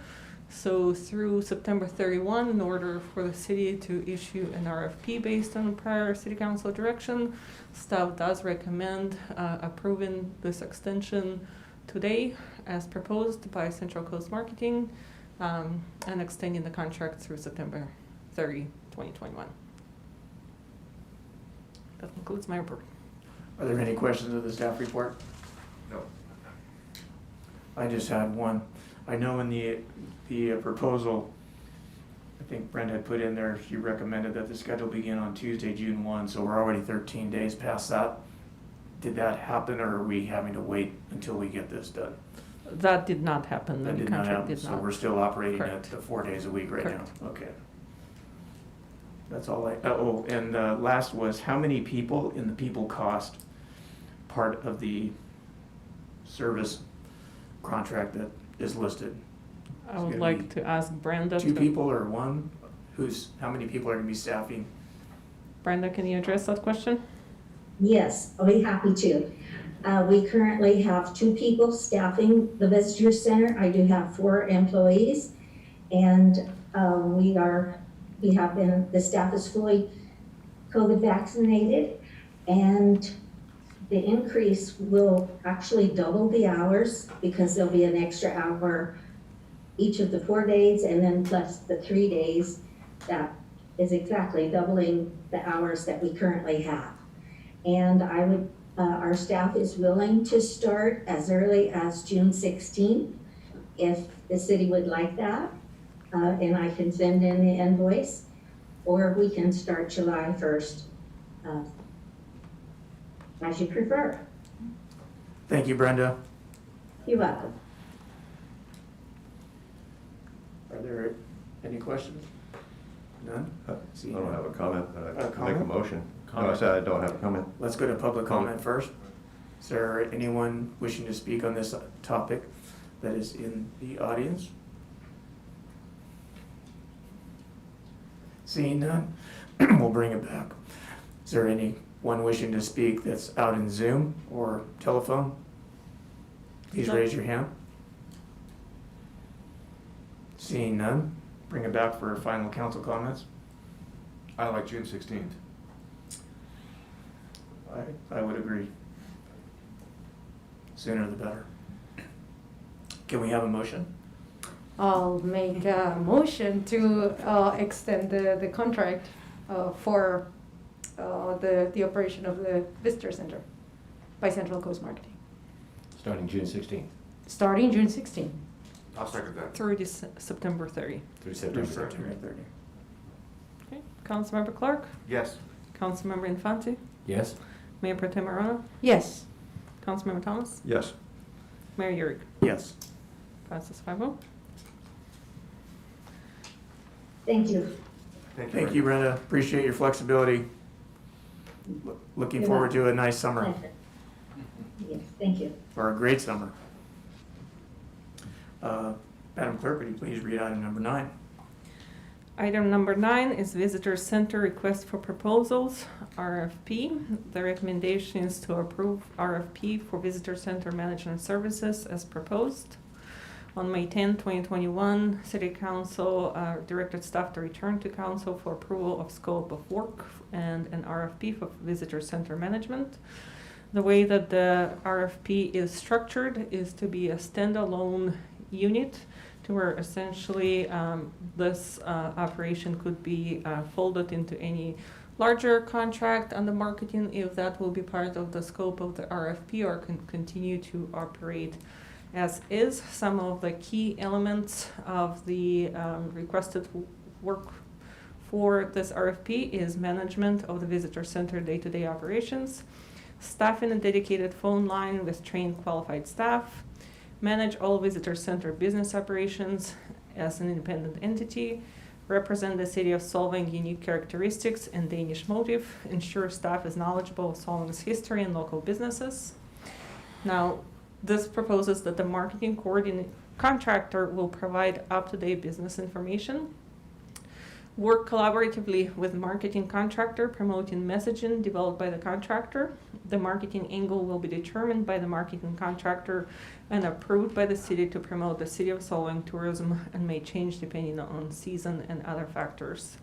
And the last prong is to collect visitor center in-person and phone inquiries data, including collection of demographics and type of questions. Submit to city manager proposed reporting matrix for approval no later than October 31, 2021. Essentially what this does not include is any kind of presence by the visitor center as an independent entity in the digital world. So essentially everything would be channeled through the marketing contractor to ensure that messaging is unified and is driven by the marketing contractor rather than having two separate entities handling that. And so the visitor center is basically just operating the physical location and promoting the marketing strategy that's determined by the marketing consultant. And that concludes my report. Are there any questions of the staff report? Yes. Councilmember Infante? He says that so well. When Xenia, our city manager, had asked for our inputs to what we thought should be in the RFP, one of the things that I put in there that we needed to have more of a virtual presence. And a very inexpensive, easy way to do that was to produce a QR code that you could put in the window of every business, you could put on a piece of paper in the hotels, that you click with your phone and it instantly gives you a map of the city. So you don't have to go to the visitor center to find out where things are. That's not included in here at all. That is not my recommendation based on having worked with marketing consultant and visitor center before the pandemic. It's a management challenge when we have two different marketing digital presences that create and drive their own message. So I do recommend that there should be one entity, one consultant that's driving the overall marketing message, and the visitor center is... It's not a marketing message if all it does is give you a map of the city. That is another potential, but we do have multiple entities that are currently maintaining also business directories, for example. We have the Visit SYV has one, Chamber has one, Solvang USA has one. So whereas the city does need to have a directory maintained, I think that falls better under the marketing contract as it was proposed, which is part of their job to maintain the directory. And I think that item that you heard where there was the proposal to have different digital experiences targeted towards different points of interest, that was kind of part of that idea that it's some type of a QR code type of environment where you go into it and then you can basically navigate based on your interest. That is another way to do it. What I had suggested was the QR code would give them a map. That's it. You can make it as extensive as you want, but the point is that if you have all the businesses on a map that you can get on your phone by just flashing a QR code in a window or on a piece of paper, then it makes the visitor center centermost, so you know where it is, one. People that come here don't even know where the visitor center is until they ask somebody, or they stumble across it. If you find the QR code in your hotel, it'll tell you where the visitor center is, and it'll tell you where every business is. This is something that can be created in literally 10 or 15 minutes. I had one created for me to put a map on it. I can show it to you if you want. It's just done. It's easy. This is not a technical problem. It's not a marketing issue. This is a convenience issue for tourists to find their way around the city. I agree that the QR code is needed. I think your direction can be whether you see that falling under the management umbrella of marketing contract at this point, or whether you want to fold it into the visitor center, where the visitor center contractor will then be responsible for creation of the map and maintaining the map. It sounds like you don't care where it's coming from, you want a map. And I would have to ask Brenda or somebody that works in the visitor center, what is the most common issue that people have when they come in there? It's my understanding they want to know where's this restaurant, that restaurant, where is a restaurant, where is a hotel, where is a store where I can buy able skeevers. So they want a map. And so, yeah, I don't care if it comes out of marketing or it comes out of the visitor's contract, the visitor center contract, but it's such a Controversial thing. Controversial. It's not technical. I can't believe I don't know how to do it, but a friend of mine just literally created one in about 30 minutes and put a map on there. The map sucked, but the map was not very good. Unacceptable. But she got a map on there and did it like that. So it's how we approach it, I don't know. But from a tourist point of view, I think it would be a great benefit to the city. I think that might be something that we do put in that marketing avenue, because I know that would be something that everybody would like to have. As the deputies are out there on the special events, every single question is always, where are things? Yeah. And so to be able to have them have that ability to be able to do that without passing a piece of paper of a map and keeping piles of them, be nice for them to have that available. But I'm not sure as far as the visitor center, if that's really part of this, or it could just be part of our marketing strategy. Or something totally separate. Something totally separate. Well, here's a comment.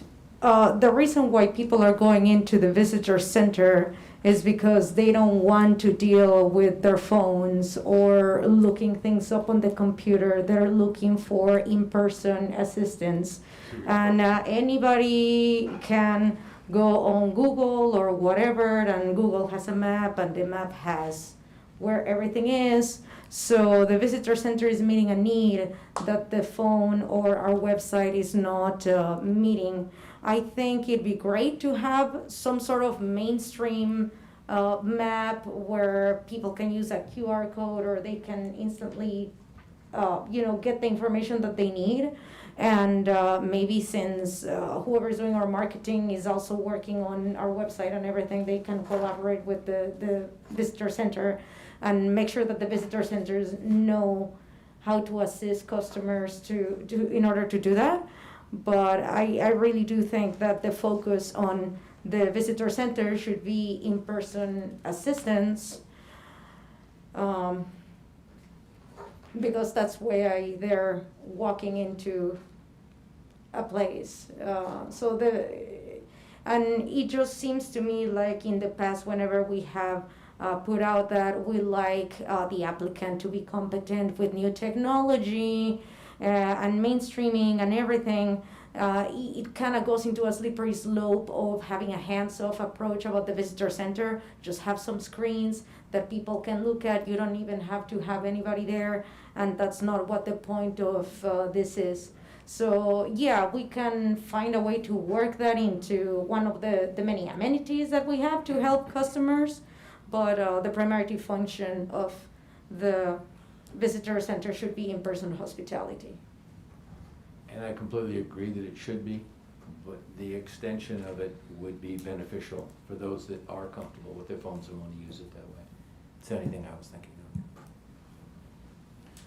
Are there any other questions? I don't think Comments? it's that controversial. I think if you want to get a amendment. I think for younger people want to have that, and the older people want to have, like myself, who'd rather talk Paper. to somebody. Yeah. Talk to somebody I'm and just have a not piece that of savvy, paper. but then you're serving everybody, so I think it's a win-win. If there's no other questions here, I'd like to just, oh. Was that a move there, Councilmember Thomas? No. Oh, I thought, saw the peripheral, I saw the peripheral of my eye coming right toward that microphone, sorry. There's no other comments here. If there's any questions of the audience? Seeing no audience, questions or comments out there, are there any that are on Zoom? Please raise your hand. Seeing none, we'll bring it back to council for final comments and or a motion. I'll entertain a motion.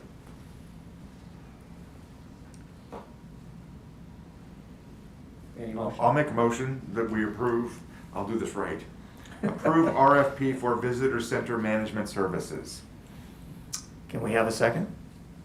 I'll second it. All right. Madam Clerk? Councilmember Clark, Yes.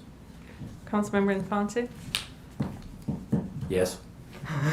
Mayor Pro Tem Arona, Yes. Councilmember Thomas, Yes. Mayor Yuri. Yes. Passes 5-0. Thank you. All right. Now on to item number 10. Madam Clerk, would you please read that title?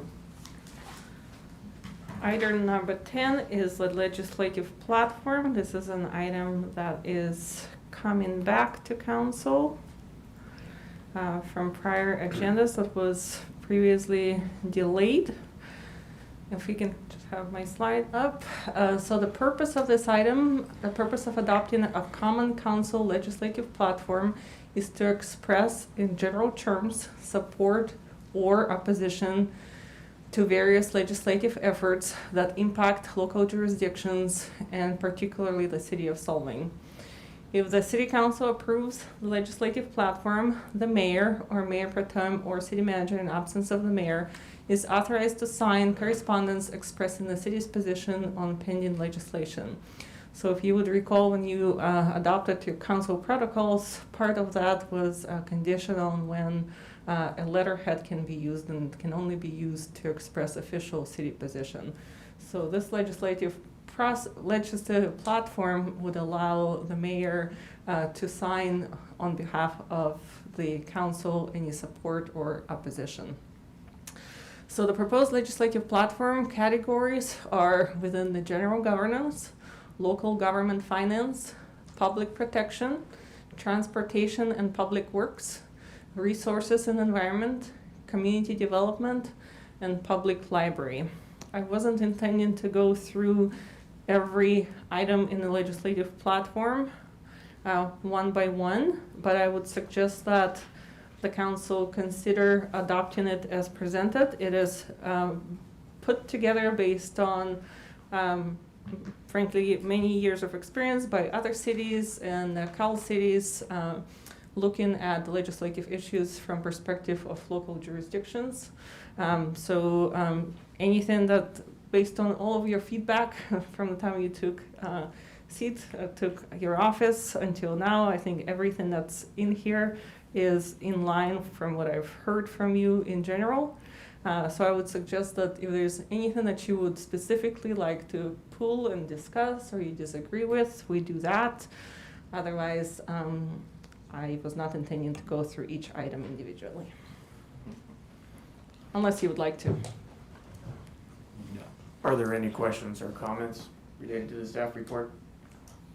Yay for local control and city autonomy. Just I think most of these are very consistent with the Cal City's legislative approach, which I agree with. So I think it's great. No comments. I'm feeling a little nervous that I'm being empowered here, so. Well, if it makes you feel any better, if there's a situation that comes up where you get an input or a request from Cal Cities, It's very likely it's already come across my desk as one of the department officers. I'll have at least an insight on it that I can work with you on it. If I have even a hint that there might be some dissension among the council about the approach, I'll obviously let you know that. But the overall platform is a pretty straightforward approach to maintaining local control and is consistent with the whole nature of the city taking the initial step of being a charter city and wanting to keep control of local issues. So I think we'll get through it, and if there is an issue, we'll bring it back to council. Thank you, Dave. I know the questions that I had way back when was also I didn't have the correct version at the time, so I noticed all of those were corrected, and so short of that. No other comments? Take it out to public comment. Are there any comments or? There's one public member One on public Zoom member. and one Don't in say person. that. Seeing none, are there any out there in Zoom land or telephone? I see none. Please raise your hand. See none, we'll bring it back for final comments and or we can entertain a motion. I would like to make a motion to approve the legislative platform as presented. I second that. Councilmember Clark, Yes. Councilmember Infante, Yes? Mayor Pro Tem Arona, Yes. Councilmember Thomas, Yes. Mayor Urick. Yes. Passes 5-0. All right. Madam Clerk, would you please read item number 11? Item number 11 is first reading of an ordinance establishing regulations for electronic trolley services. I will be recusing myself from these matters since I have an interest in that form of transportation in our city.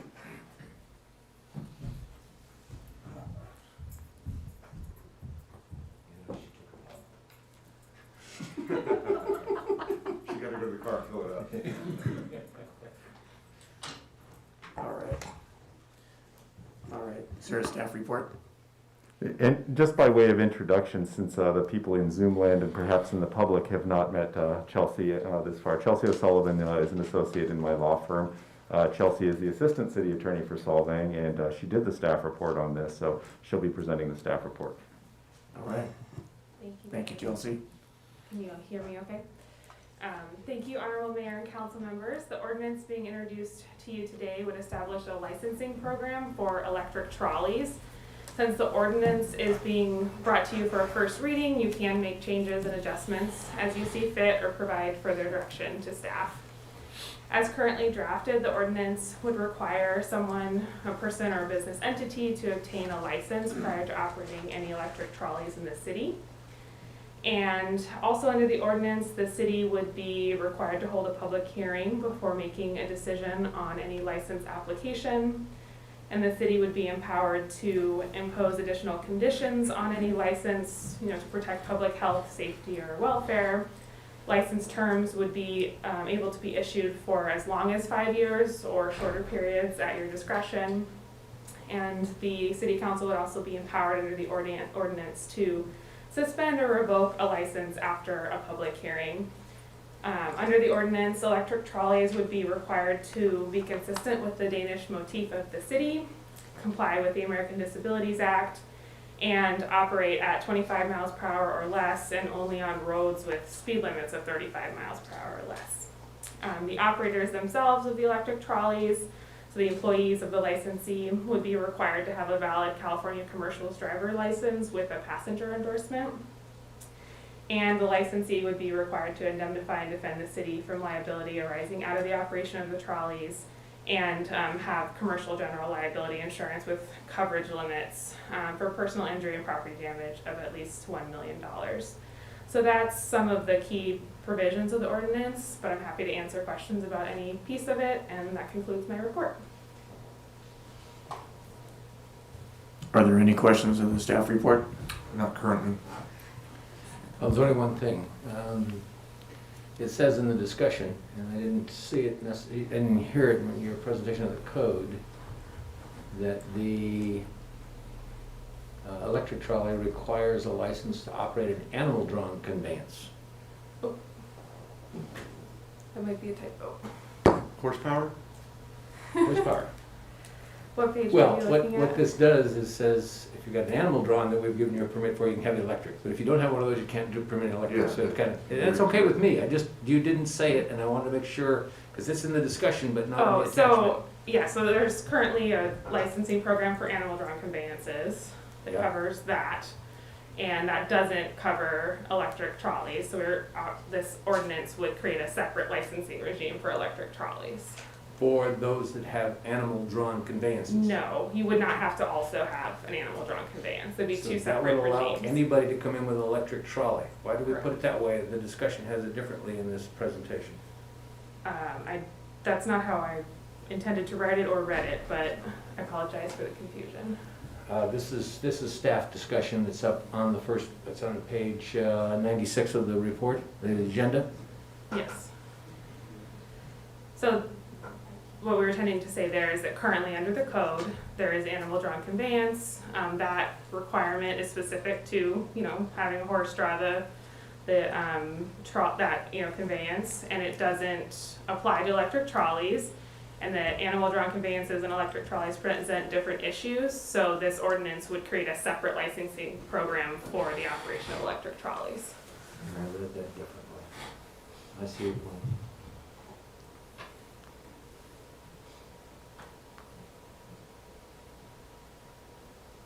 Interesting. I thought we were gonna make it so that it was required that you had an animal-drawn license so you could get the electric license. The intent is that they're two separate regimes. Yeah, I think that's the whole issue here, is that's why we couldn't do the last one, adding this on, it'd have to have its own separate. Yeah. Okay. I mean, in particular, the fact that you're driving a vehicle that requires a California driver's license versus, something that has a horse that you don't need a California driver's license for. So that's one example of something that is different and requires a separate regime for the electric trolleys. All right. I'm trying to think of where I saw it, but I know in here it was talking about inspections. And looks like my highlighted mark came off. I think it's section 412-6. Is that where it talks about any one city agent or something such as? Yeah, the city manager or representative or any concerned city officer. Yes. I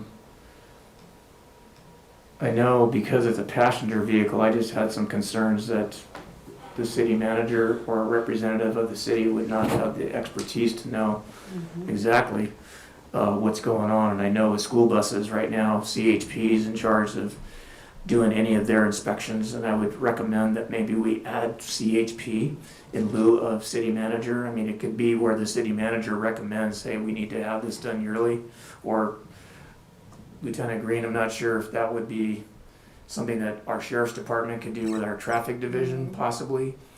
Well, who inspects the school buses? The CHP. Then we should have the same, And if they're that's why I carrying was the thinking, public. that's why I was thinking the same Yeah. type of thing. The CHP one's a state mandate for that one, the other one we can review. Okay. Talk about. Right. I was just trying to keep it where it was actually someone that has some knowledge about the It's vehicle red. itself. I concur with that. Wheels, okay. And I think the language in the code there that says the city manager or representative, if the city manager deems it appropriate to come and bring in CHP on that, that would be the city manager's representative, regardless Okay. of who the ultimate Who agency it is. is. So it's Okay. worded okay. All right. Other than that, I think that was about it. I had to double check the $1,000 on the accidents, because last I remembered when I was doing TCs, it was $750, I think. Went up a bit, so I was like, oh, it is $1,000. So, that's all I had for right now. Any other comments or questions regarding that? We could take it out to public comment at this time for any that are in here. Is there anyone in here that would wish to make a comment related? Yes. Good night. Mayor Ortega and City Council city staff. My name is Hector Salorona, and I'm the manager of the Horse Round Trolley, and I represent the Horses Entertainment LLC that is pretending to applying for get the license for the electric ones. And one of the things that I want to comment is a great deal for the city to have the control on the transportation that is running in the city. Like we want to provide that one in a private way, you know, and it's no public service, it's more like a private. And but or the trolleys are we don't need like the trolleys are equipped for be used for people with disabilities, like with wheelchairs, but we don't need be all the cars equipped with that kind of equipment, because we are in a short distance, like using closed road in the city, and if we have the requirement for somebody that needs that kind of service, we have a trolley that provide that service. We can be right away to provide service, but to have all the trolleys equipped with a wheelchair, I don't think it's necessary, because that if it's you cover a long distance, I understand you need the car be equipped for that, because you don't know when you're gonna need it, like if you're going traveling city by city. But in the case that we are working using an enclosed road and a few blocks and providing shuttle service, we don't need to require all the equipment to get that. The requirement. This is the only, but for the rest is perfect. I think it's great. You have the control, because the other way you can have a lot of traffic for cars that don't have all the regulations, and in special because in my experience in all those years working in town, we have buses coming from out of the town, and they are giving tours in the town sometimes, and they park everywhere. They unloading passengers in the middle of the streets, and if you have this kind of control, it's great. That's all my comments. Thank you, Sal. I had a question related to what you're asking. I'm not seeing where it says that all of the vehicles have to have that. Accessibility B under 412.9. It says, any license issued hereunder shall contain a condition, I don't know if you can hear me, that all electric trolleys shall be operated in a manner compliant with the ADA of 1990 and applicable provisions of the Code of Federal Regulations, Title 49, Parts 37 to 39. So that seems to suggest that everyone would have to have that, but Saul, I believe, is saying that if someone like that needs help, he can bring up a vehicle that can handle it, because if the one that's being driven at the time cannot. And I don't know if that's acceptable Yes, legally. Yeah, That's what you're that's saying? exactly what you say, yes. Yeah, because we have equipment that, trolleys, that motorized trolleys that don't have that accessibility. Yeah. But we have one, one of the electric ones is accessible for the wheelchairs. It's the ADA compliant one. Yeah. So, I know that our rec vans, we have one that is handicapped and one that's not in our stock. Well, there's got to be a law or a rule that governs this, that's above our pay grade. Well, I think isn't it part of it related to how many passengers also that are on? I know that you can't refuse them. And I'm not asking you to make an answer because you've probably got to look it up, but. So, so there's two issues here. One is it's up to the operator to ensure compliance. We will enforce if there's an issue in ensuring compliance, but there's also under the ADA, there are provisions about equivalent service standards, where if you look at the transportation system as a whole, if they're providing equivalent service where service is available to people with disabilities, then that's going to be sufficient in the private context. So we would have to take a look and see in a particular situation, okay, is the equivalent system or equivalent service standard as a whole provided by this service compliant with ADA, compliant with those requirements? If it is, that doesn't necessarily mean that every piece of equipment needs to be accessible to people with disabilities. Okay. That would be my initial approach to it. Ultimately, though, it's up to the contractor to make sure that they're compliant with whatever requirements are, because they're gonna be the ones on the receiving end of any either complaints or lawsuits for failing to comply with their obligations under ADA. Which the city of Solvang has a lot of experience with, people suing over ADA compliant guidelines. Yeah. But that's almost it's acceptable until we get sued? Not acceptable until we get sued. It's, you take a look at the system as a whole, and are they providing a service to people with disabilities? Are they able to provide it? And the ADA is not black and white in those kind of terms, except in certain types of regulations. There's gonna be obviously a rule of reason, and there are some situations where cities have been called on the carpet for their programs. This is operated by a private vendor. Now, if we were a public transit system, we would be covered by a different section of the Code of Federal Regulations. But this is a private vendor. The obligation and onus of compliance with the law is going to be on them in the first instance. So because Sal can handle it with another vehicle, if it's necessary, call up another vehicle if it has to, he's okay. Well, he needs to make that call for his company. He did. He did. Thank you. As long as the taxpayers aren't on the hook for anything related to this, I'm okay with it.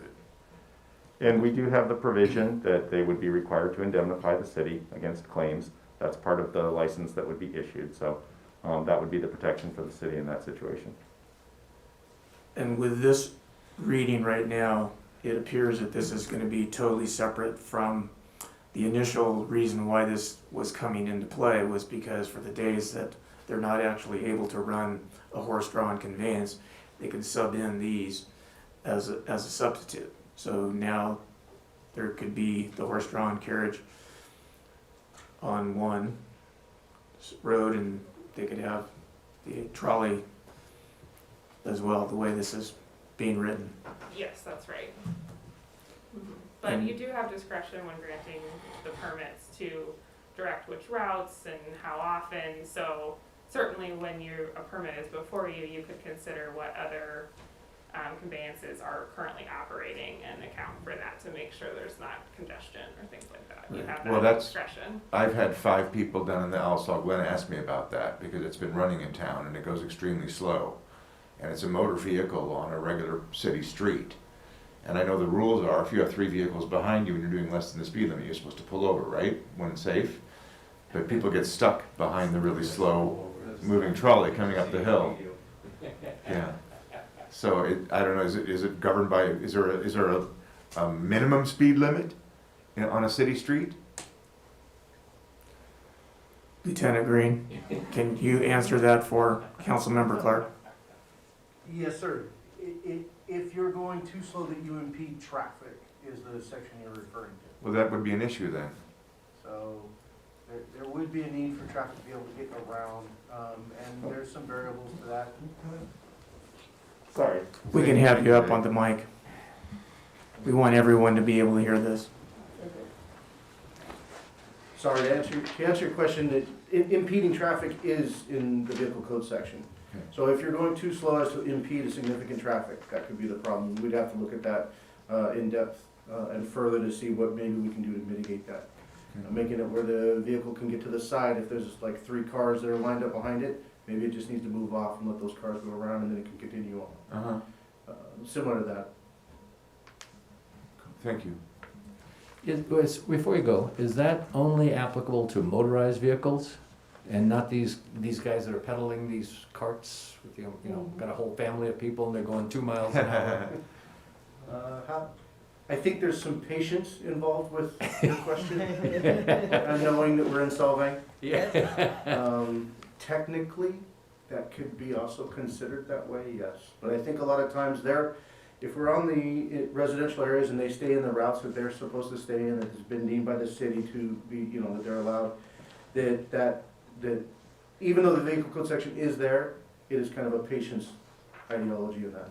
Well, it's what I assumed most of the time, but I was just kind of curious because those guys bug me more than any electric trolley. And as part of the licensing scheme, we may take a look at whether or not they have the same slow-moving vehicle triangle that the horse-drawn carriages have at this point. That may be appropriate under the vehicle code to require that to be placed on it if they're operating at 25 miles an hour or less. And usually with, to go back to your question, usually with the bicycle ones, the carts, Right. those usually are in such a way that they're treated similar as bicycles, where typically a car can get around within, it might They have are to slow down smaller. for moments, Yeah, but it can usually get around pretty quickly. The trolleys are a little different. that's fair enough. Thank you. All right, are there any other comments out in the public? Tracy?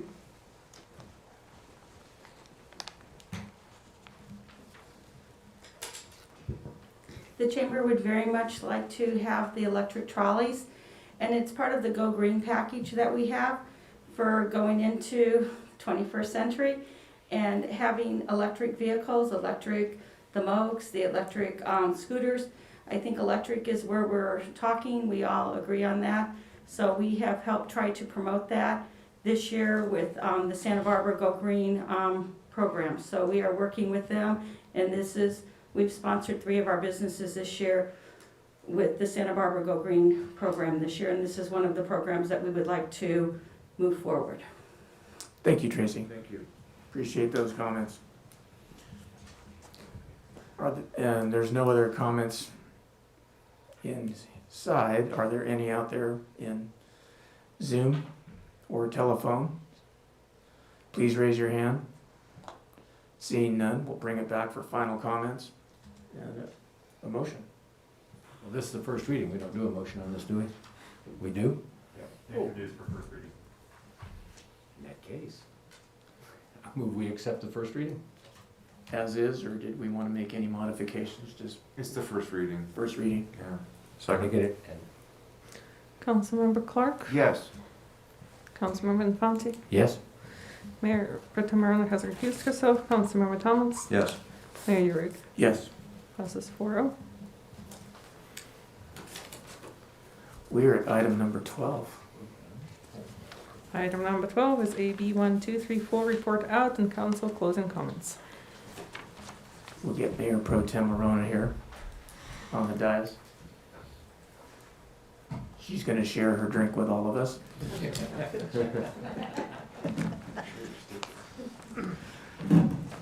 All right. Do we have any the committee reports and everything? Yeah, 1, 2, 3, 4. I think we're done. We are adjourned. All right. 8:54. That's a record so far.